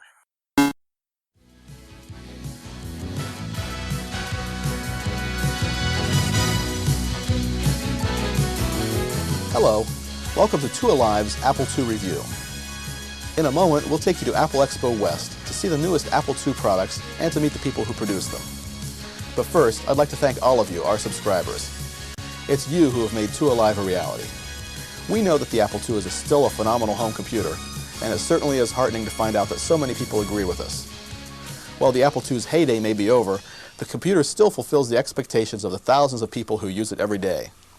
People are still finding new and interesting things to do with their Apple IIs, even now, 16 years after the machine's original debut. The Apple II and its users keep surprising us with a continuing spirit of innovation and just plain fun. Two Alive is dedicated to celebrating the Apple II. Every article and every issue is written with a kind of enthusiasm that probably reminds you why you bought your Apple II in the first place. It's an enthusiasm that shows no signs of dying out. You'll see it at Apple Expo West, and you'll see it in the new products and upgrades Walker Archer will be demonstrating in our studios later. As long as the enthusiasm stays alive, so will the Apple II. You could spend the rest of your life and a lot of money keeping up with the latest and greatest computer system. Or you could take another look at the computer you already own and discover it all over again. Those who follow the first course will never be satisfied with their machines. Only those who choose a computer for the long run can develop the kind of deep understanding and appreciation for the machine that transforms an ordinary computer from an expensive toy into a worthwhile investment.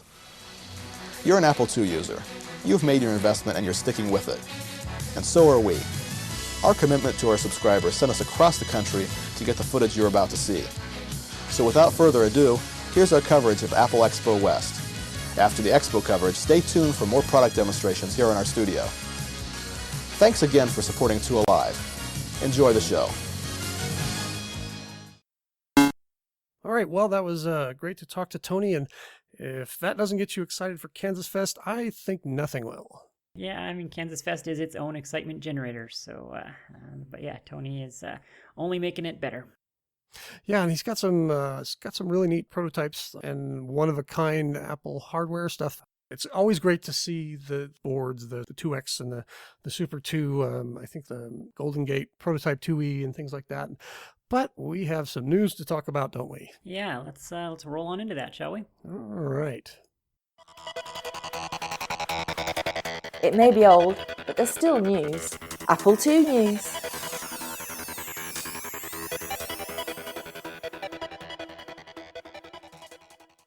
Okay, so we were just talking about KansasFest, and just a quick reminder again, by the time you're hearing this, the early registration is already closed, but you could still register all the way up until July 1st at the regular prices. It is a bit more expensive, but if you're planning to come or you had some last minute stuff, you didn't know if you were going to make it, that's your cutoff. Yes, so run, don't walk to kansasfest.org and register. Of course, we'll have the registration link in the show notes to make it as easy as possible. No excuses. If you're listening to this show, then you should be there. And you should be subscribing to the Kansas Fest mailing list as well. There's a lot of discussion about what it's like and what to bring and planning and things like that. So be sure to subscribe to the Kansas Fest mailing list. Yeah, for sure. The mailing list is the go-to place for questions. You know, if you're wondering what is this really like, or how do I get there, or who all is going, or, you know, people organize side trips. So yeah, mailing list is where it's at. How do I avoid Mike? Right, yeah. That's easy. Just follow me around because I'll be avoiding Mike. So That's right. easy. If you see us passing each other in the hall, like avoiding eye contact and it's uncomfortable, that's pretty much how the relationship actually is. We're just sort of pretending to be nice to each other right now. Now, avoiding Carrington, that's difficult. That guy's like a heat rash. He just never seems to go away. Heat rash, wow. I kid. All right, well, let's let's roll on into the rest of our news here. It's been a while since we've talked about Halt and Catch Fire. We had a practically regular segment for a while, and we may have a practically regular segment once again because it's back. By the time you listen to this, in fact, it will be already back. The first episode of Season 2 airs on May 31st. As we're recording this, that's tomorrow, and I'm definitely looking forward to seeing what they have planned. I know that things got kind of wacky there at the end of last season. They sort of got off track, but the showrunner and the director have said that they've promised to bring things back around to the way they were during the early first season episodes, which is good.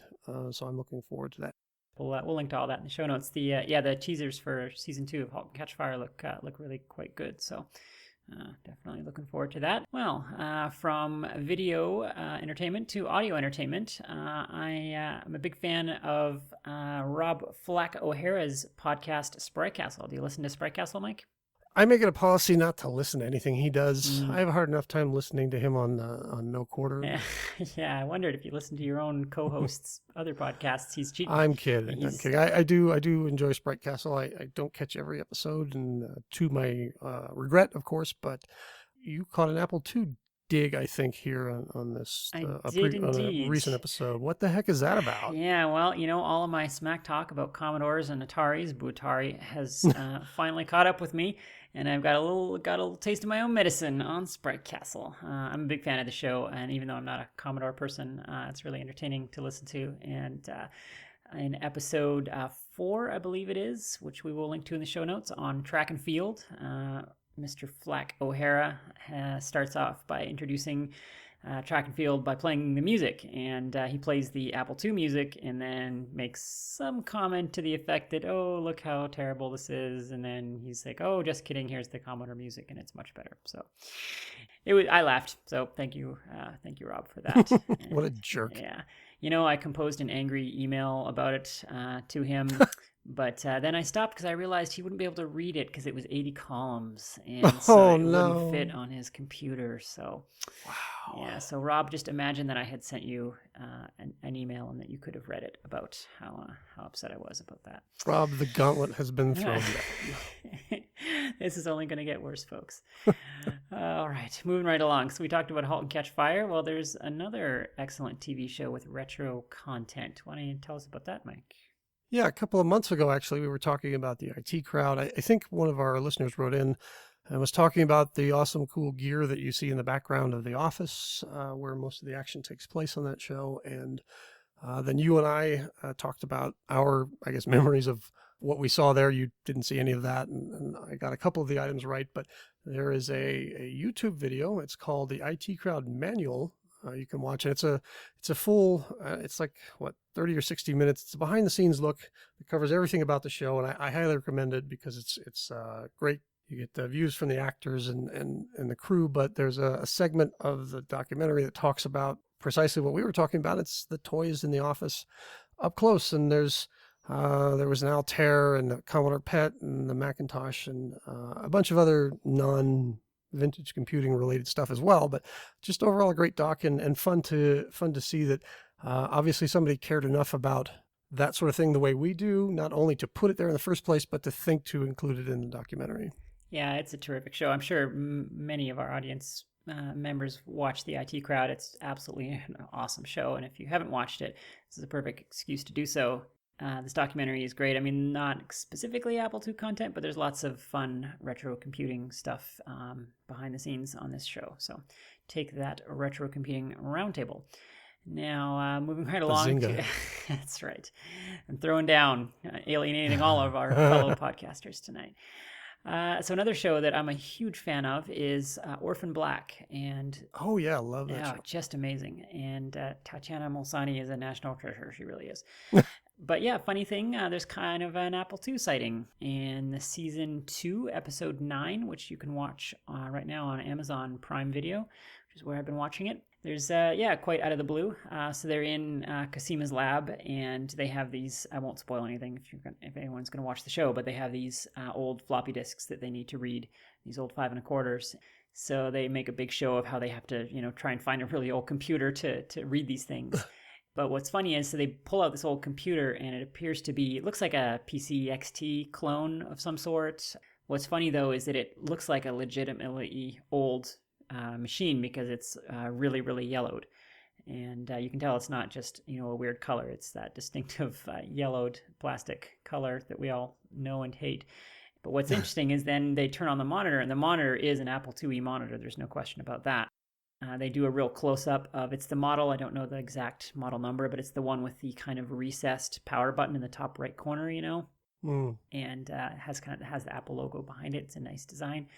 Interestingly, once the machine boots up, the screenshot or the video image appears to be, it's not exact, I don't think, but it's close to a legitimate DOS 3.3 catalog list. Oh. So at the very least, somebody on the production crew looked at an Apple II when they designed that screen. It doesn't look like it's exactly right, but it has distinctive DOS 3.3 features, like it says disk volume 254, like they all did, and so on, because nobody bothered to name their disk volumes. But yeah, you can tell it's not exactly right. So they at least modeled it off of an Apple II disk catalog listing, and it was certainly a legitimate Apple II monitor. So very interesting and pleasant surprise. Yeah, so that was a fun little random Apple II-ish sighting on one of my favorite TV shows. And yeah, if you haven't seen Orphan Black, definitely go watch that. It is amazing. They're about halfway through season 3 right now. So yep, run, don't walk to that. But speaking of more modern things, Mike, you've been playing with some new toys lately. Right, so Reactive Micro sent me their Transwarp GS clone. That's the prototype as a review unit. And this thing is great. Mine arrived without a fan because I guess at the time they hadn't bought all the parts yet for it. The ones that are going to ship are going to have the fans attached. And so without the cover on my 2GS, I could boot and run GSOS reliably at 18 megahertz with this card. It never crashed at all, which is a really unusual speed for the older cards. You generally couldn't get much above 15 was pushing it, and if you got really lucky, you might get 16 or 17. But this one ran great at 18. If I put the cover on, then it got crashy. I think just because of the heat. The air circulation in the 2GS was never that great to begin with.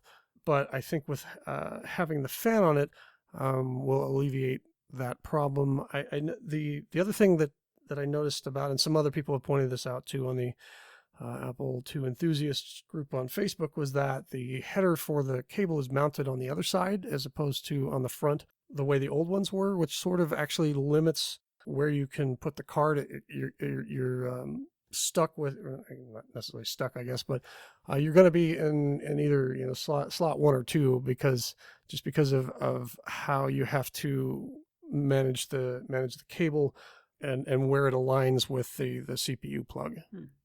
Okay. They also sent me a RamWorks 3 expander. This is the 1 megabyte memory plug thing that goes on your RamWorks card. That's not nearly as sexy, of course, but it does work. And if you have a RamWorks card and you're looking to add another megabyte of memory to your Apple IIe, then this is the way to go. They did announce the price for the 2GS clones, and it's not cheap. We didn't expect it to be, like Sean Fahey said when he was on. These boards have a lot of silicon, and it requires a lot of work, and so they're going to be selling these for $550, which is kind of about what the old ones are going for on eBay. So not a big discount there, but you do get the warranty, you do get the newer card. And my experience was that this thing ran great at 18 megahertz. And I don't know if that's an indication that they're all going to run like this when they show up, but your card will come with the latest cache, the 32K cache and the 1.8 ROM, which the older cards, unless somebody upgraded their card, you're not going to get that. So if you're really wanting one of these, there's definitely a reason to go with this rather than trying your luck on eBay. Yeah, I think that price is completely reasonable, honestly, for what you're getting. I mean, a brand new card, and all the pluses that come with that. I mean, you buy something on eBay, who knows what you're really going to get? Does it work? Is the seller being honest? Is it, as described? Who knows? How long is it going to keep working for? You don't know. Has it been overheated in the past and now it's on the verge of failing? You don't know. So yeah, I mean, for a brand new part, and Yeah, I mean, 18 megahertz is that's astonishing for 2GS. I mean, my 2GS at 7 megahertz with an original transwarp just screams along. I mean, it's fantastic at that speed. So, I mean, 18 megahertz, that's more than twice as fast. So, even if you get one that'll only go to 14 or 15 megahertz, that's still, it's really quite worth the money. Of course, you don't get the transwarp splash swoop sound, that shows up is just all wrong at 18 megahertz. So yeah, there is that. Well, have your Mac set up next to it with playing a YouTube video of that transwarp startup. So yeah, I used to just literally turn on my 2GS just to listen to that transwarp startup. It's amazing. Yeah, are they going to be selling these at KansasFest, or? I'm not sure what their plans are. I know that they have the batch of prototypes, of which I have one and Sean has one, and a couple of other people have them. And those, I think they're going to sell on eBay, and I'm not sure what their plans going forward are for, a retail production run based on this. Sean actually posted, I think he posted it on the enthusiast group list that there will be some great hardware announced at KansasFest, and I'm hoping that's what he's talking about, was because once this group of prototype boards is pretty small, and obviously you would want a larger production run where people can actually just go online and order them rather than having to fight like a pack of wild dogs for them on eBay. All right, well, that's very exciting stuff. Well, Mike, one of my favorite games is Wasteland. Mine too. Yeah, so if I was to maybe want to find a random mention of it in popular media, where would I go? I don't know. I didn't put that in there. Isn't this your item? No, it's not. Wow, it's very professional. So yeah, Wasteland has shown up over at this site, spokesman.com, which wasn't one that I was super familiar with, but it showed up in my RSS feed. And they're highlighting different games that are now playable in your browser thanks to the Internet Archive. And of course, as popularized by Jason Scott, who we had on the show last month. And yeah, they're showing Wasteland this time around. So they have some links there to play it in your browser. There's a bunch of screenshots that are, I think, from the Commodore 64 version, but of course it was much better on the Apple II, as we all know. So everything's better on the Apple II. It really is, yeah. Mostly because, you get to play it within your lifetime because, the drives are actually reasonably fast. That's it. Any chance I can get to slip that in there, I'm going to take it. Oh, yeah. Just twist the knife a little bit. That's right. So, head on over to spokesman.com. We'll link to that, and you can play Wasteland on the Internet Archive. Yeah, and they do mention Wasteland 2, which I was a huge fan of. I played the heck out of that game. And I talk a little bit about that. So after you've played the first one, you can go play the second one. And of course, that game was rebooted thanks to Kickstarter, which is pretty cool. So from Wasteland, from a dark future, we go to kind of a high-tech future. Everybody, I think, remembers Minority Report, which was a pretty spiffy sci-fi movie with Mr. Tom Cruise. And the designer who designed the famous or infamous, depending on your perspective, user interfaces in that movie, where they're standing in front of these glass wall screen things and they're waving their arms around like chimpanzees and things are happening. Apparently, the designer who designed that UI got his start on an Apple II. So there's a neat little interview with him where he mentions writing a game at his school in 6502 assembly on the Apple IIs. Apparently, it was kind of a tongue-in-cheek game involving doing violence to one's teacher, as many a student has fantasized doing. And it's honestly kind of a terrible interview. The questions are awfully softball, but sure. It's very short. It's like, oh, what does your day consist of? It's like, well, Right. I get out of bed and I get coffee and I feed the cats, and well, Yeah. But anyway, it's fun to see a little Apple II mention in there. Yeah, I like seeing these random mentions of the Apple II in interviews and things. At people talk about early influences. We've mentioned a few episodes back about, I don't know, what's her name, Beyonce or Mariah Carey or something. Her music producer got his start on the Apple II, and he brought that up, but didn't mention any other details about it. And I like this one because it's a little bit more, he at least talks about the tech, that it was in assembly language and the bitmap graphics and things like that. So nothing, again, the interview overall is definitely a fluff piece, but yeah, fun to see. Yeah, like we've talked about this before, but I always like seeing sort of non-computer techie programmer engineer type people talk about the Apple II as, and the effect it had on them, being kind of an early mainstream computer, it affected people from all walks of life. But speaking of techie and engineering type of people, they were in attendance at the recent Maker Faire, and there's a nice article on Hackaday about that. I guess there was a display of vintage hardware, and there was some really cool stuff there, including, of course, there was an Altair, and there was some Brio computer stuff, which, of course, we all know and love Brio computers, because if you can't afford the real thing, get the Brio thing. Of course, he has the awesome Apple I replica. He was showing his new Superboard machines, replicas of the Ohio Scientific computers. His mini Altair. Yeah. And there was some, of course, excellent Apple II hardware there as well. And there's some really great pictures of it all. We'll show that in the show notes. And one thing I really like about this is there was a Canon Cat there, which, of course, was the inspiration for Jeff Raskin's Swift card, which is a very interesting piece of Apple II paraphernalia with a funny kind of story behind it. And it's a funny kind of thing. In fact, we've talked about this before on the show, but I think we did a whole segment on it at one point, so I won't go over that again, but we'll link to some stuff in the show notes.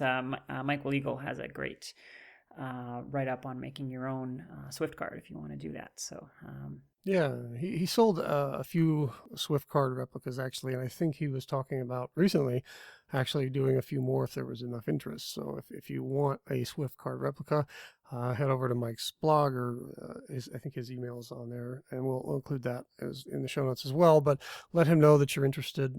The Retro Maccast has their boards and their forums and stuff, and there's another collector here in Colorado that seems to be really good at getting stuff that I want. And she apparently found one of these Canon Cats on like a Goodwill shelf and got it for $20. And these things are hard to find and very expensive. And so that stung a little bit. But just basically, the Swift card, the idea was that the operating system was on most of it was on the card itself. And I think the term that Jeff used to use when he talked about it was turn on and write.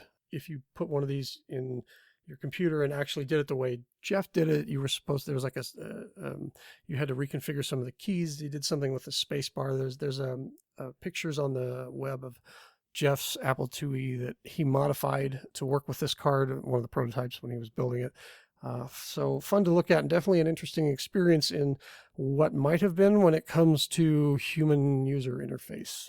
Yeah, it was kind of a possible alternate route versus, GUIs and what we ended up with. But yeah, it was sort of honestly, we've kind of come back to this idea that all of your data is just in one big pile and you navigate all of it just by searching all the time. So, same way that we, Google everything, or, if you've got Spotlight, if you use Spotlight on your Mac, that's how Apple envisions you using your Mac these days, is you just heap all your files into one big pile and you never look at them, and then you just Spotlight everything. So that's kind of the same idea as the Swift card was way back then. So yeah, neat thing. Quinn, you know who Guy Kawasaki is, right? The name sounds familiar, but help me out a little bit. He was Apple's, I don't know if he was the very first, but he was definitely Apple's most outspoken evangelist. I think he's kind of the one who started that whole evangelist thing that Apple had going on. His job was to go out and convince people that Mac was awesome and that Apple II and PC sucked. There's an article on Channel World. Never heard of that website, but that's all right. Me neither. And his opinion, I think a lot of people actually had this opinion at the time, was that if Apple had gone ahead and built the next Apple II, whatever you want to call it, we were talking to Tony earlier about some of the prototypes and the Super II and things that might have been, and the Mark Twain and things like that. And Guy's opinion, though, is that if Apple had built the next Apple II instead of the Macintosh, that would have killed Apple. That's an opinion I think that stirs up a lot of emotions for some people. What do you think? Well, that's a kind of a complicated subject because, the next Apple II. Well, so then you get into this question of, well, what does it mean for something to be an Apple II, right? I mean, I think it's hard to argue that the 6502 architecture was a dead end, and that wasn't going to go anywhere. So then you get into, okay, so the next computer you build after that is definitely going to be different, and it might say Apple II on it, but what does that actually mean? Does that mean it's backwards compatible? If so, then whatever the new thing is going to be a completely different architecture. So you're going to just end up emulating or something to sort of maintain some compatibility. And that's basically what the GS was, right? With the Mega 2 chip, it was a completely different computer that had a teeny tiny 2E in it.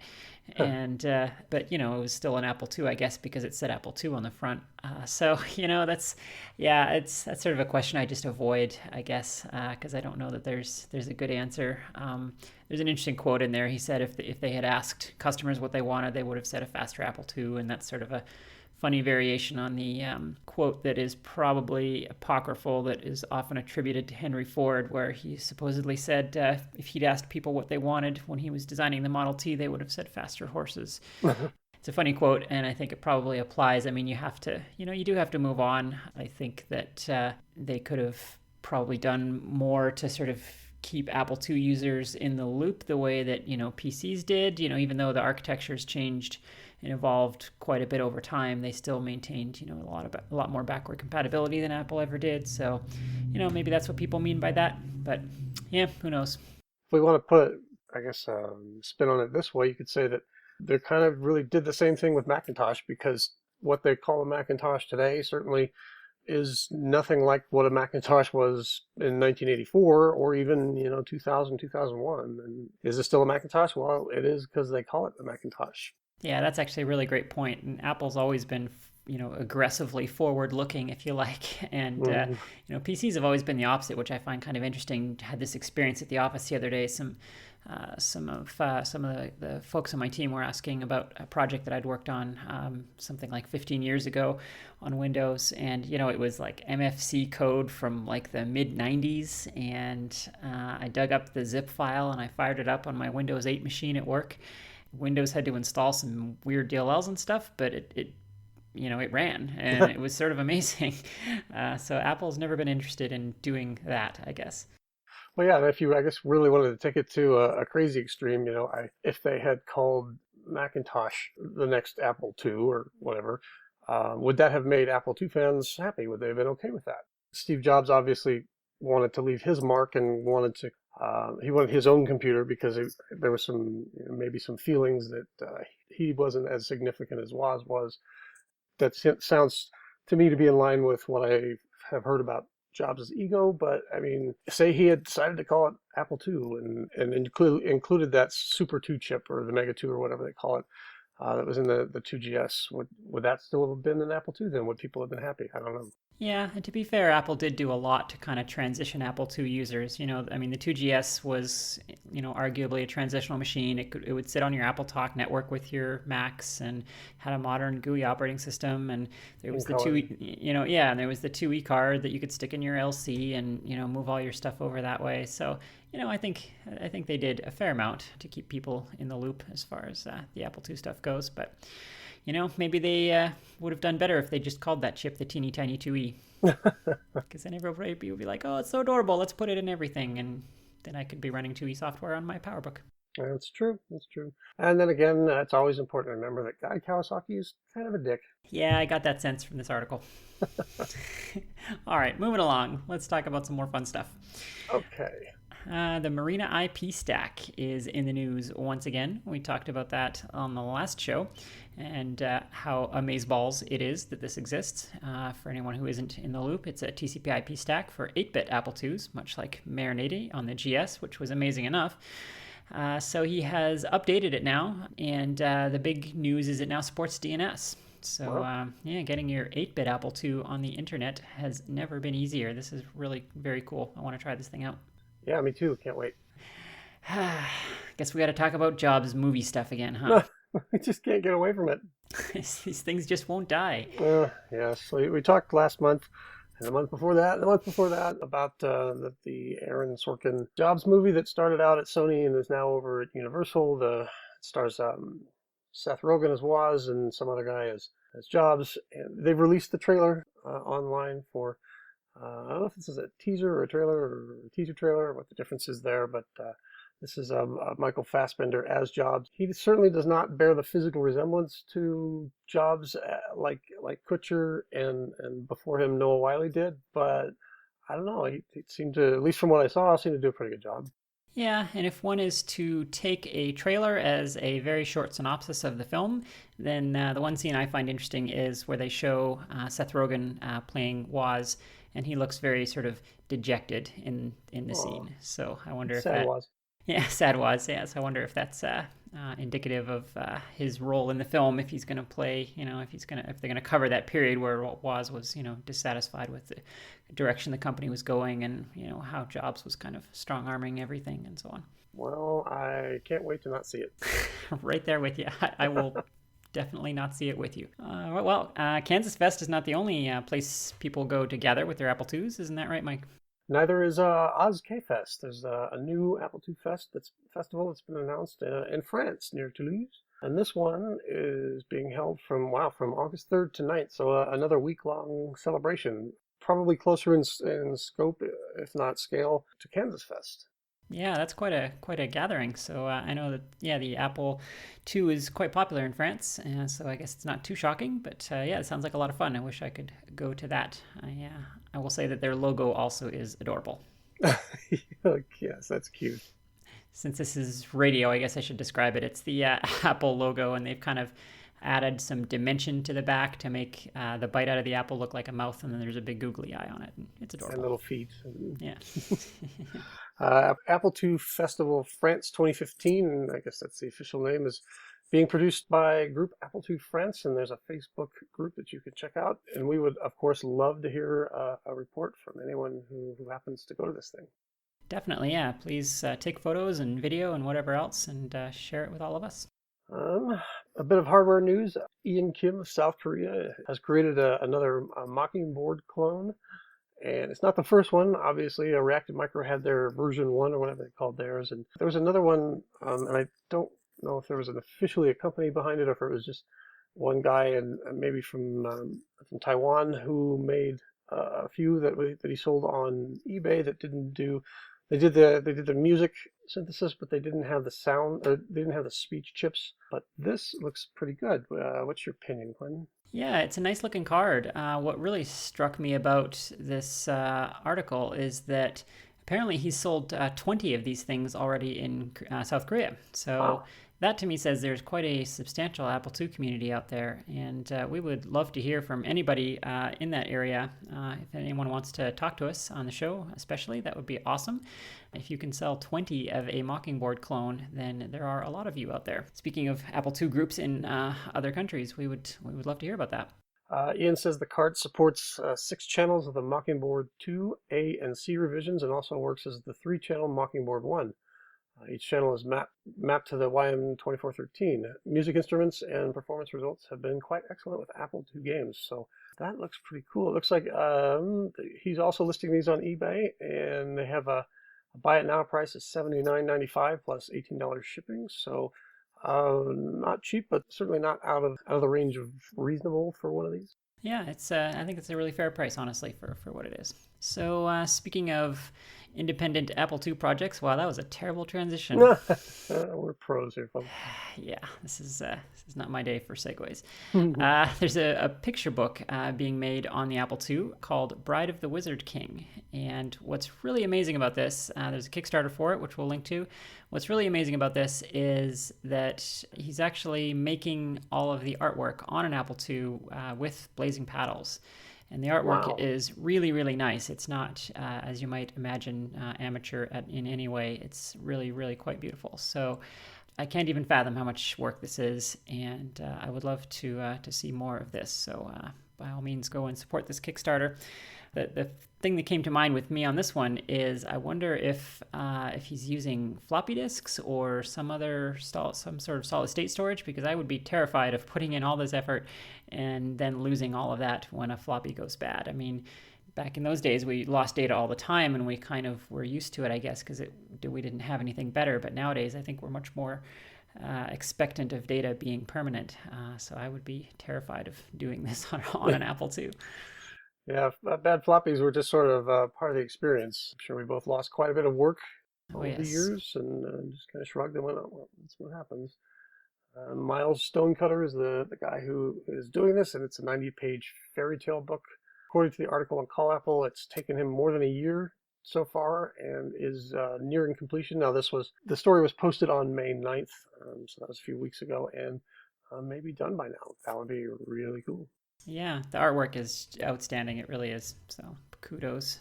Remind you that even though technically, I guess we don't have this, the pixel count isn't as high as Boo Atari or Commodore and stuff like that, that you can still produce some really beautiful artwork.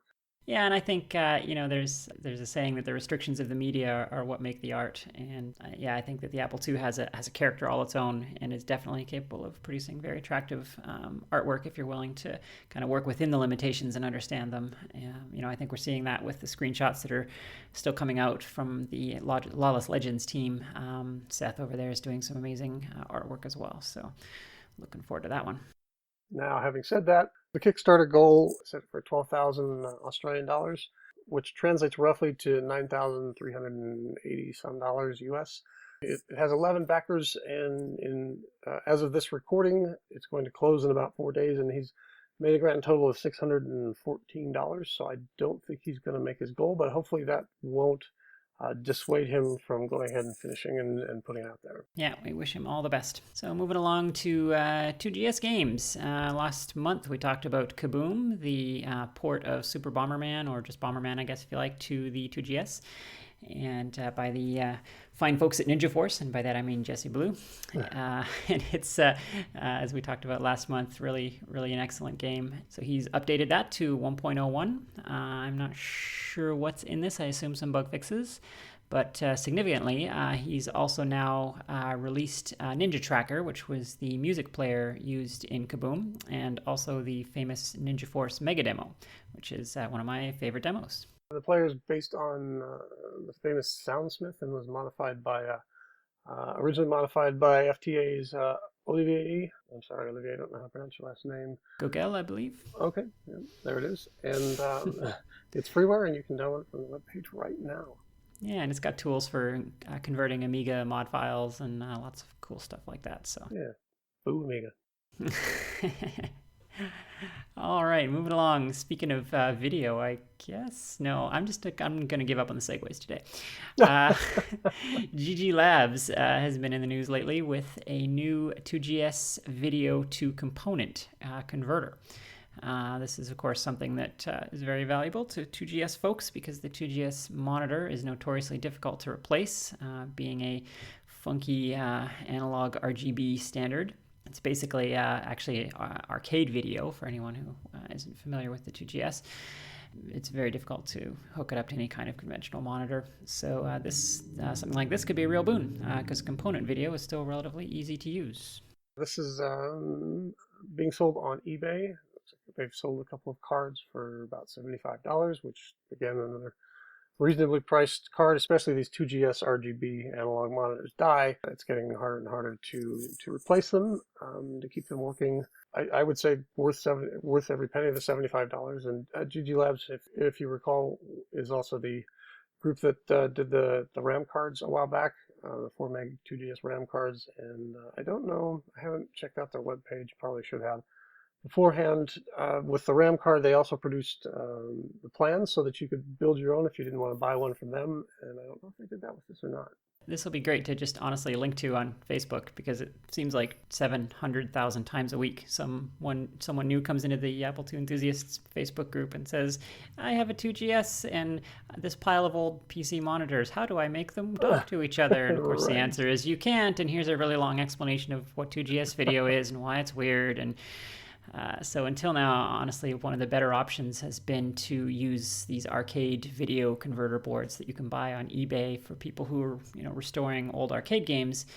There's these boards, these FPGAs that you can buy that will allow you to use sort of traditional PC or LCD monitors with old arcade games. But the trick is 2GS video is not identical to that. So some of them work and some of them don't. And it's a real kind of a crapshoot.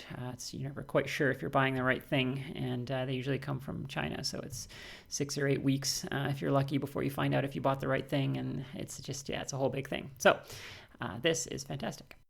Eric Shepard, KansasFest regular and Apple 2GS programmer extraordinaire. I don't know if he created Sweet 16 originally, but I know that he is currently in charge of that project and has updated the Sweet 16. Of course, is the 2GS emulator for Mac, and this thing is outstanding. Does pretty much everything that you could ever want from a 2GS emulator.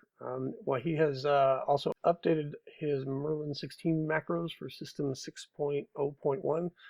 I guess it's a couple of minor bug fixes, but if you're a Merlin programmer in the System 601 environment, you're going to want to go and get these updated macros. Yeah, it's good stuff. In fact, Sheppy is a recent guest here on Open Apple. That's right. Yeah. All right, well, speaking of Apple II luminaries, Bob Bishop, who we did a tribute show to a while back, he's famous for his game Dung Beetles, and an Apple II enthusiast has recreated this game to play in your browser. And I played this quite a bit before the show, actually, and it's pretty much a perfect port as far as I can tell. It has, all the great graphical effects that game was known for. It has the awesome speech synthesis that game was known for. That Dung Beetles is just a technical tour de force, and this browser remake of it really recreates all that stuff perfectly. And in fact, if you go to the info screen, the about screen in the game, there's a little tribute page to Bob Bishop in there. I guess he was trying to get this game made to show it to Bob, and unfortunately Bob passed away before he was able to get it finished. So really nice little tribute to him in there. I think we know him as the guy who co-founded Apple's R&D lab with Woz, and the early graphics work that he did with Apple II right after it came out, when there was no manuals, no other software, and it was basically just him and his Apple II experimenting, digging around and finding all those weird screen holes and the odd way that the Apple II maps memory to screen and things like that. And the fact that he was able to do that, and he could then sit down and write a game in a couple of days from scratch to finish, was just amazing. A true innovator.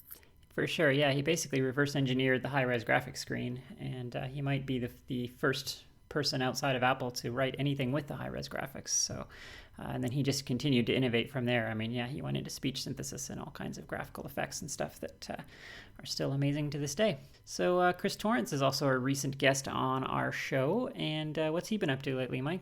Well, he's been podcasting, and he actually posted recently the Assembly Lines podcast episode 11, and this is, I didn't see it on iTunes when I did a search there, but this is a video podcast, which I think iTunes will do, but he's got all of his episodes up on YouTube, and the most recent one is a hardware how-to for replacing your RAM chips on an Apple IIc if you have a bad chip or you want to put faster RAM in there for accelerating. It's a well done video. It's about, how long is that? About 10 minutes long or something like that, and well worth the watch if you're into that sort of thing. For sure, yeah. Replacing RAM chips is something a lot of us are doing these days as they start to fail, and his video is great. He walks you through every step of desoldering the old chips and putting in sockets and the whole 9 yards. It's there's no substitute for seeing somebody do it if you're new to that stuff. So definitely recommended.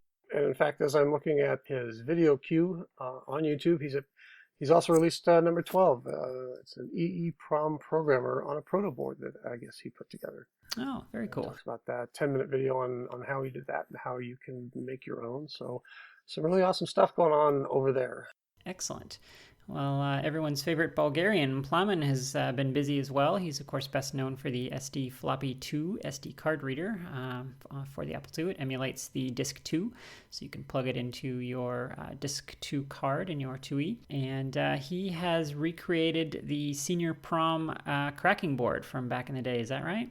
That's exactly what this is. If you were into cracking software back then, this was probably one of the most valuable tools that you could have. It's a ROM replacement board for your Apple II, 2E, and I think there was a 2C version as well. I never saw it.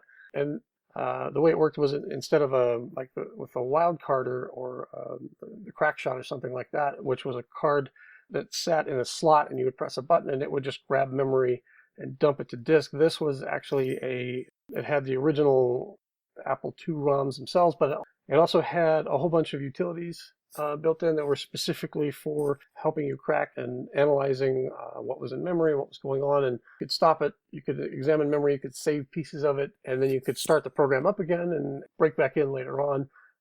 very effective tool. And back then, you had to specify when you were ordering which version you wanted. Well, if you had an unenhanced 2E, then you had to order that version. And the enhanced 2E, you had to order that version. If you had a Platinum 2E, which only had a single ROM, as opposed to the CDEF, it just had the CF, then you had to order that one. And this one, this particular ROM board has been, I guess, enhanced over the original because it has versions of all the different ROMs in the same set. So it doesn't matter which kind of Apple II you're using this on, you just plug it in, and you're off and running. I think that it still requires the 2 ROM version. So if you have a Platinum 2E, which only has the 1 chip, I don't know if that's available, but any 2E that has the CDEF ROMs, this will work in.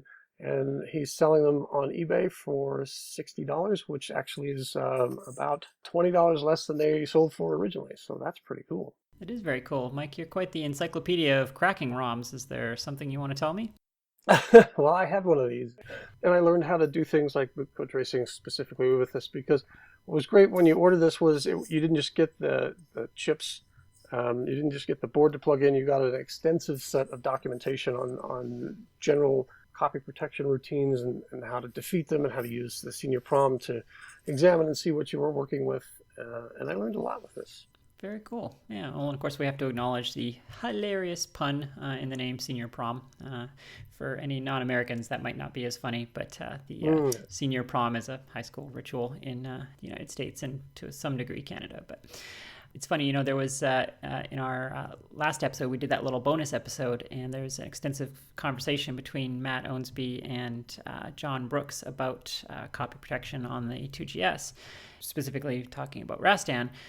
And there was quite an interesting conversation there about all the different copy protection methods used. And so it'd be interesting to see how something like this senior prom would help with some of those types of things. I think with Rastan, they never actually cracked it because because of the aggressive checksumming that John did with the code. So they actually kind of circumvented the checksumming. And as I posted on Facebook, one does not crack Rastan, one merely distracts Rastan while it's checking to see if it's been cracked, which seems to be how the crack ultimately worked. So anyway, and of course we can't talk about Plowman without mentioning the VGA2C, which has been all the buzz on Facebook these days.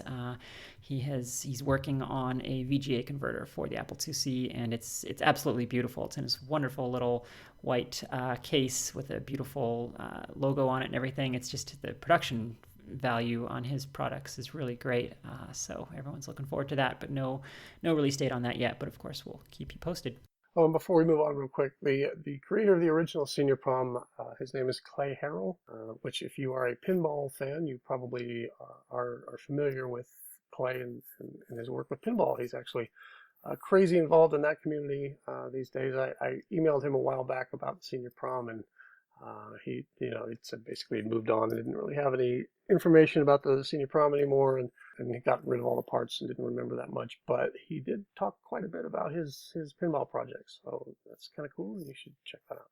For sure. Yeah, I'm a big pinball fan, so I will do that.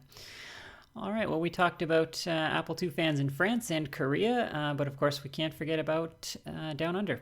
Oz K-Fest happened recently, and in fact, Tony Diaz was down there, but he's going to do an extensive write-up over on his webpage about his experiences and post pictures there. But in the meantime, there's also this list, the Apple2Oz.com list, and it's all the Australian and I guess New Zealander Apple II news that's fit to print. Obviously, it's open to everybody if you want to sign up to receive updates and things like that. So kind of neat, again, to see all the community progress and projects that are happening there. Neat stuff. Yeah, there's a great community down there in Australia. So keep going, guys, and keep sharing all those photos and links. We talked about the difficulties with GS video, but frankly, 8-bit Apple II video is no picnic either, as we have talked about lots on this show. It's almost composite, but not quite, so you never quite know if your monitor is going to work. And blogger and Apple II enthusiast Alex Lucchesi has been working on this problem, And he's got a fun couple of blog posts here. He's also an Aussie Apple II fan, in fact. He says he tried a few things to get the video going, and what he ultimately ended up doing was quite a fascinating approach, what I might describe as the hardest possible way to solve this problem, but an awesome engineering project, so definitely worth reading for that. He actually reverse engineers the display port on the back of the 2C and ends up extracting some signals from that and builds a board that will then stream that video over to USB on his modern machine and displays the video that way. So it was initially just black and white, and he later got the color to work as well. It's pretty cool. And also in his article, actually, he mentions wanting to use an iPad, and he found that if there was no, kind of way to get video into an iPad. And I've also encountered that, and I tried to do the same thing actually with my 2C Teddy Top project. I've got a little bit of a blog post on that. It is actually possible to use an iPad to display video if you don't mind destroying the iPad. So there, I'll link to all this in the show notes for people that are interested. But on eBay, you can buy iPad display control boards, and they have VGA and composite inputs on them. And if you rip apart your iPad, you can connect this board to the guts, and this board will drive the screen and the backlight. And you supply your own power and everything else. And it does actually work. The quality is not great for Apple II video, which is why I ultimately didn't end up using it. I didn't, again, deal with the not quite composite nature of the Apple II very well. But if you have other things you want a nice compact composite or VGA LCD screen for, it's a decent option. So I'll link to that in the show notes. Right. We have a little bit of everything old is new again going on in early Apple photos and videos and things like that. Business Insider recently posted a set of photos of Apple's first employees, and the headline is, "These photos Apple's first employees showed us from the company's earliest days are absolutely wonderful," and this was posted by Jim Edwards on May 2nd, 2015. The exact same article with a different title ran back in 2013 when it was called "These Pictures of Apple's First Employees Are Absolutely Wonderful," also by Jim Edwards. I'm not sure what's going on there. They just slow news day or something. And we talked about the photos back then, but it is interesting to see that see them get recycled like that. And in a similar bit of news, I guess, I don't know which. I saw it, I think, first on Fast Company, but I don't know if they were the first blog to post about this. There's a video on YouTube of Laws and Jobs talking about the company's, quote, early days. Now, this was in 1984, so early days was a couple of years ago.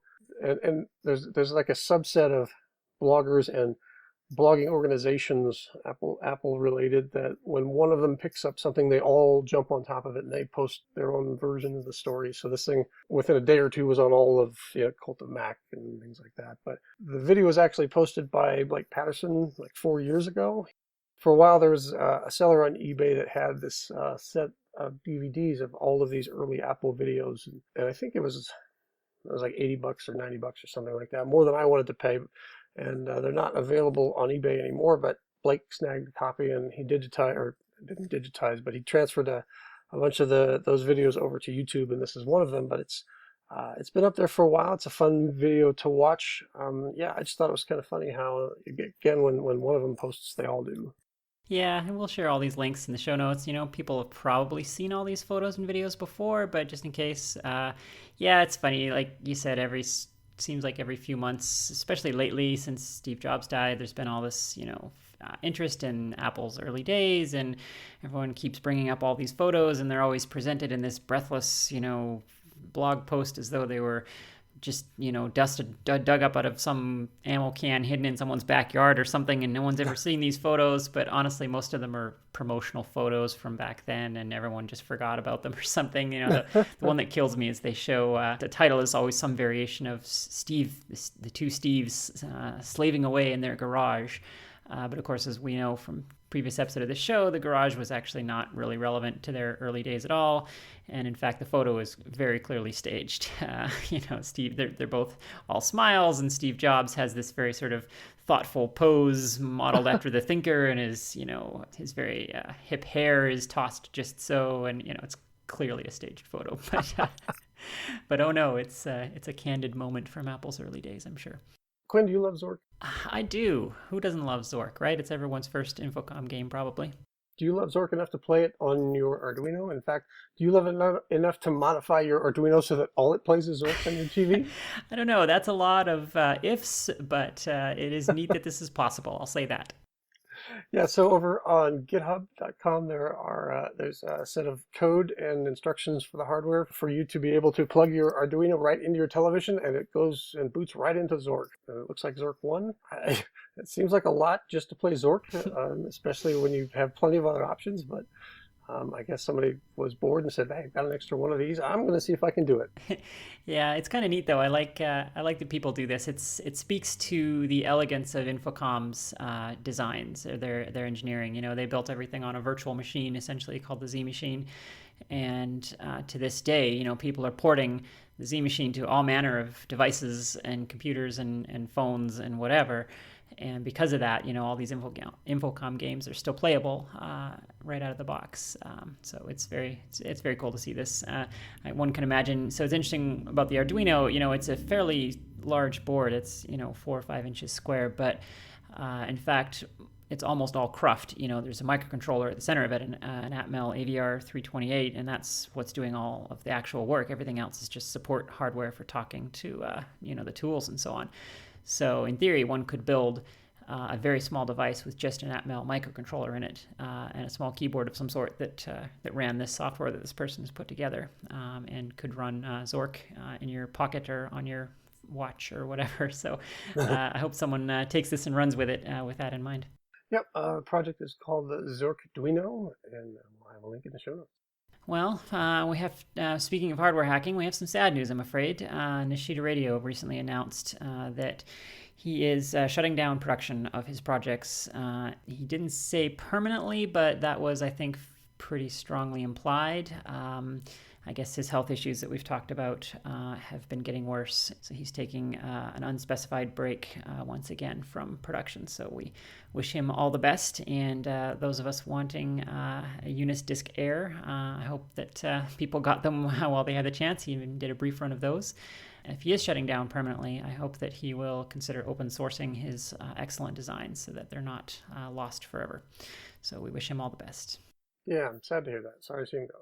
Yeah, he builds a couple of really amazing devices for solid-state storage and video conversion, and he builds a lot of things that nobody else does and that are really hugely valuable. So we wish him all the best and hope to see him again soon. All right, so I think that's about the end of the news. We do have a couple of eBay items to talk about, and so here's the music for that section. Look, rare! Steve Jobs. Look what we found on eBay.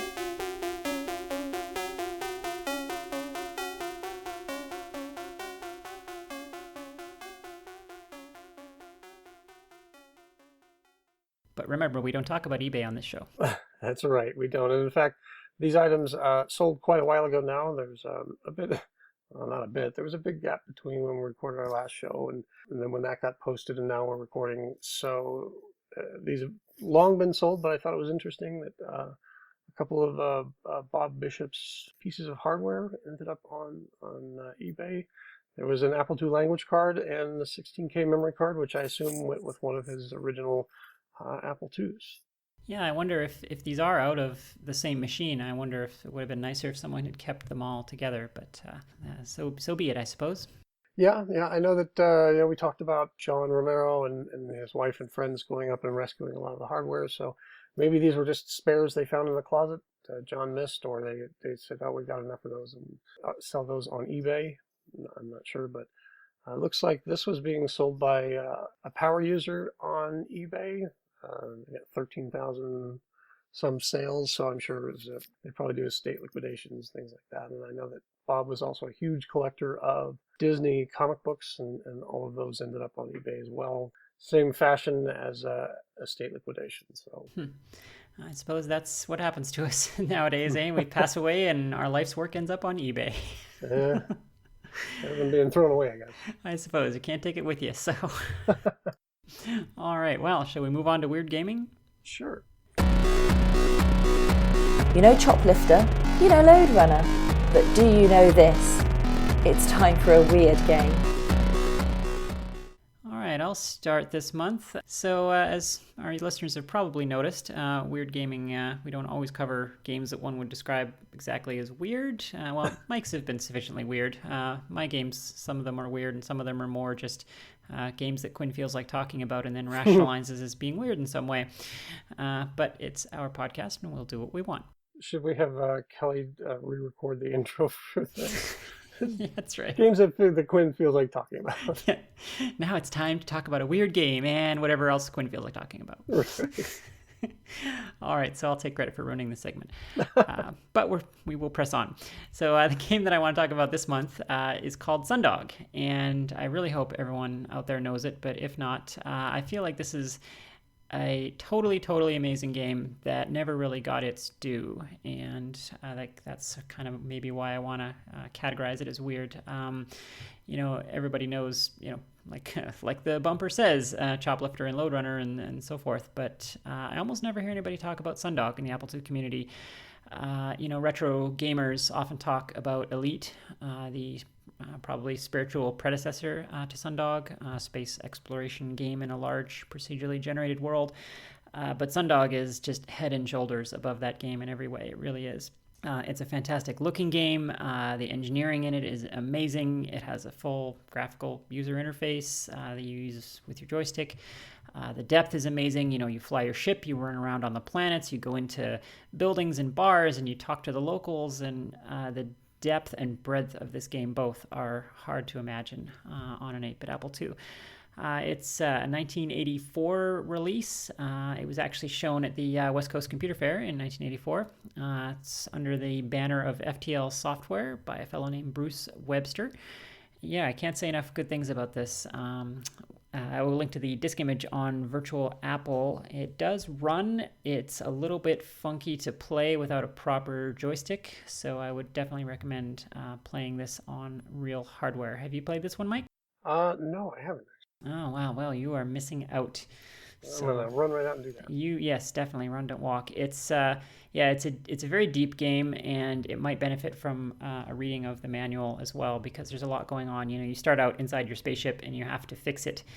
You have to go and scavenge parts to repair your engines and so on. So there's a lot going on that may not be immediately obvious without the manual. So I would probably recommend that. The other interesting modern connection is the name of the company I didn't realize was FTL Software until I was researching this item. And FTL is a current iPad and Mac and PC game that you can play. And it is an excellent space simulation type game as well. So small world, I guess. So definitely, go, especially on the iPad. The iPad version is outstanding. If you like space combat kind of games, go play FTL.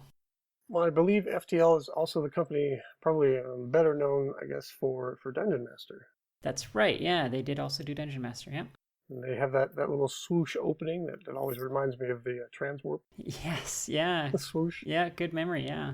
I'm actually looking right now at Bruce F. Webster's blog, his webpage, and he has an entry about somebody named Wayne Holder, who's looking at recreating Sundog for the modern computing platforms. I guess at one point there was a project called Sundog Resurrection that was going to do sort of this, but it's been long dormant. Nobody's touched that in a while.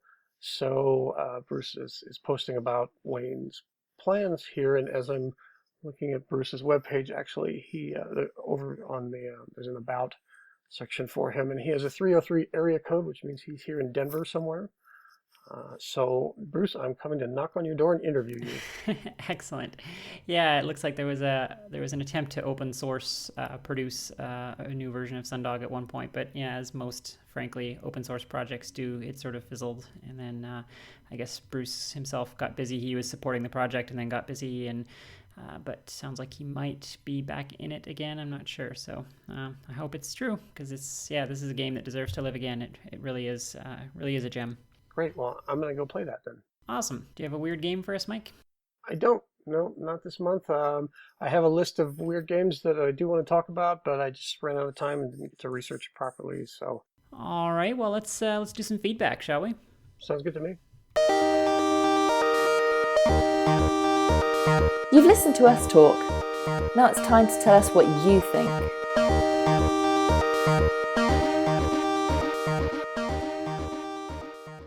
Well, the first one I've got here is from a listener, Herbert, who has written in many times before. We'll call him friend of the show, Herbert, perhaps. Regarding the new bumpers, he approves. Thank you very much, Herbert. I'll pass that along to Kelly, who is awesome.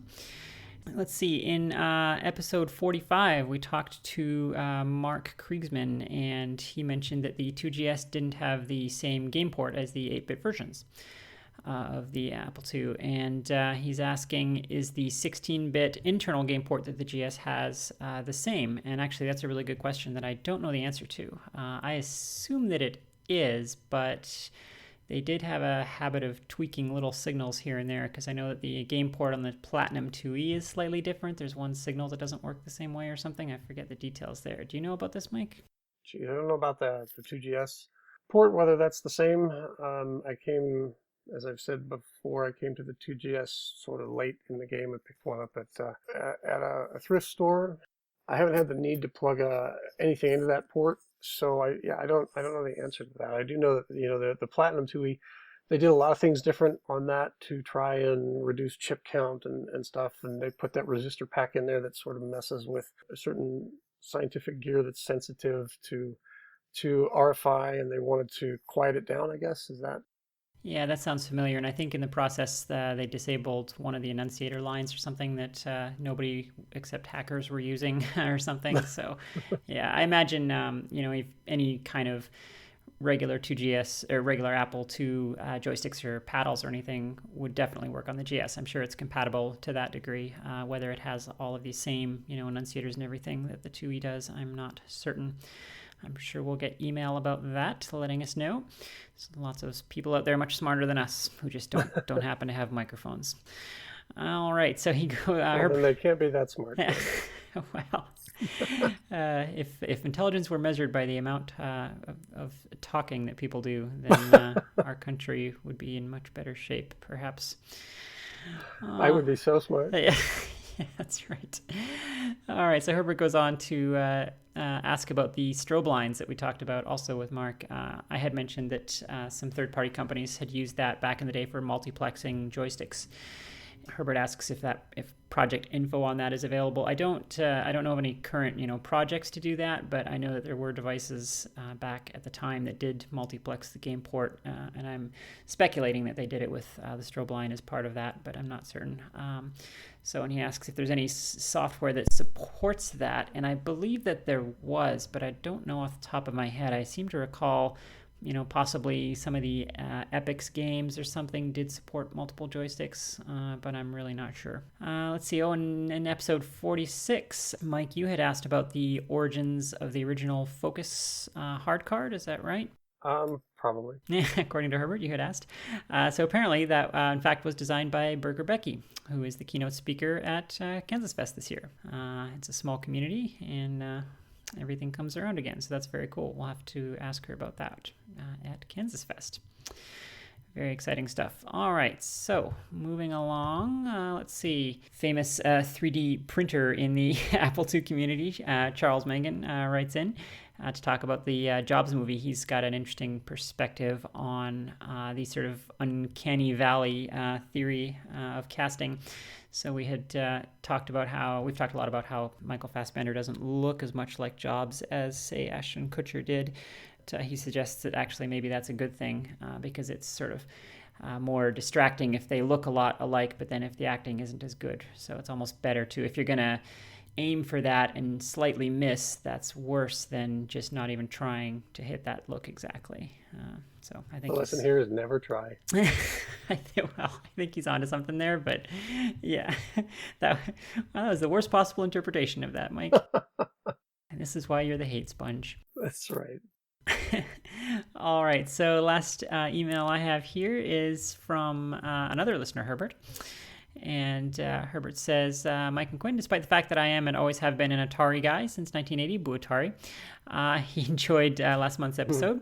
The interview with Jason Scott was tremendously interesting. He is a tremendously interesting guy, so I can see why you would feel that way, Herbert. Especially hearing him expound on his philosophy regarding documentary filmmaking, as well as the information about the trove of Infocom data and the drama surrounding all of that. Yeah, I think that was possibly everyone's favorite part of Jason's story there, was the Infocom drama. So on another note, he mentions my tech segment where I talked about scroll, and crazy cycles and how those work by keeping track of where the scan line is by counting the cycles in your code. And he mentions an excellent book, which I definitely should have mentioned. So thanks for bringing this up, Herbert. There is an excellent book on programming the Atari 2600, Boo Atari, called Racing the Beam. And I actually have this book on my bookshelf right next to me. It is an excellent book. It really describes a lot about this process. So for anyone who doesn't know, the Atari 2600 was programmed that way. There was no video memory on it at all. The video was a single register. You literally changed the color of the electron beam as it flew across the screen. So something, like 80 or 90% of the CPU was occupied with just keeping the video on the screen. So it's really quite amazing that those games did anything at all, never mind, the incredible things that they did towards the end. Think about that next time you look at a screenshot from Pitfall, or some of the really amazing 2600 games that exist. There is not a single byte of video memory. It's literally racing the beam, as they say. So, thanks for mentioning that, Herbert. It's a great read, even if you're not an Atari person, Boo Atari. That's the last email I have. Mike, do you have any feedback for us? Well, mostly people just send me screeds about how much they don't like me, which Yeah. may or may not, have to do with Open Apple. The ones that I get from you don't generally go into Open Apple. It's just general, I don't like you because of this. Yeah, I was going to say and he's just talking about my emails, folks. That's right. I get several of those a day just from Quinn alone. That's right. I was sitting at work and suddenly it occurred to me, I don't like you, and here's why. It's a healthy outlet for me, I find. Sure. Yeah. Yeah, that's what I'm here for. I'm here to absorb all of your healthy outletting. Well, I can't poke fun at Commodore and Atari all the time, so gotta have a third outlet. We do have one last minute news item that actually just kind of popped up yesterday or the day before, and it's been all over the place. So I don't know that we need to get all that deep into it. A woman dropped off a bunch of stuff at a recycler, and one of those things that she dropped off turned out to be an Apple I. And the recycler sold it for $200,000 and is looking for her now because their policy is, I guess, to split the money with her. So if she shows up, then she'll get $100,000. Yeah, this is, I'm sure everyone's seen the story 100 times by now. I certainly have. The news outlets are all over this one because of the obvious drama. But yeah, it's an interesting, I guess, it's a little story. I'm glad that they're splitting the money with her. That's nice of them. It would be nicer if they gave her all of the money, but Yeah. I suppose possession is 9/10 of the law and all Sure. that. Yeah, that's it. Wouldn't, I guess, have had to give her anything if they didn't want to. Yeah. So, that's breaking news as we record. And can't let that one go by without commenting it. So now you've heard it from yet another news source. Yeah, you're an Apple II fan when you open your email and like half the day's messages are about this, and then you go to Facebook and your feed is just filled up with versions of this story from different news outlets. All right. Well, on that note, I think that about does it for this month. Is that right? Yep, that should do it. And of course, we'll be looking forward to KansasFest and seeing everyone there. For sure. We'll have one more show before then, but that's kind of the big summer event. Yeah, and we hope to see you all there. And as always, if you have any questions or comments for us, you can reach us at feedback@open-apple.net. And until next time, thanks for listening. Thank you, Tony, for coming on, and we'll see you all next month. Bye, everybody.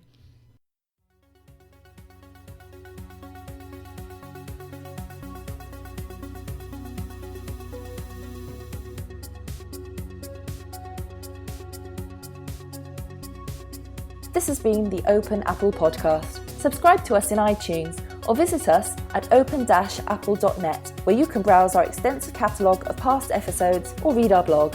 If you like what you've heard today, or even if you didn't, your comments, questions or ideas are always welcome. Send them to feedback@open-apple.net. It was my favorite thing to play with. Is that right? Yeah, well, not. I'm gonna let that go. Go on. I'm just gonna dial 91 and I'll wait for you to finish. So you had one of these and you played with it?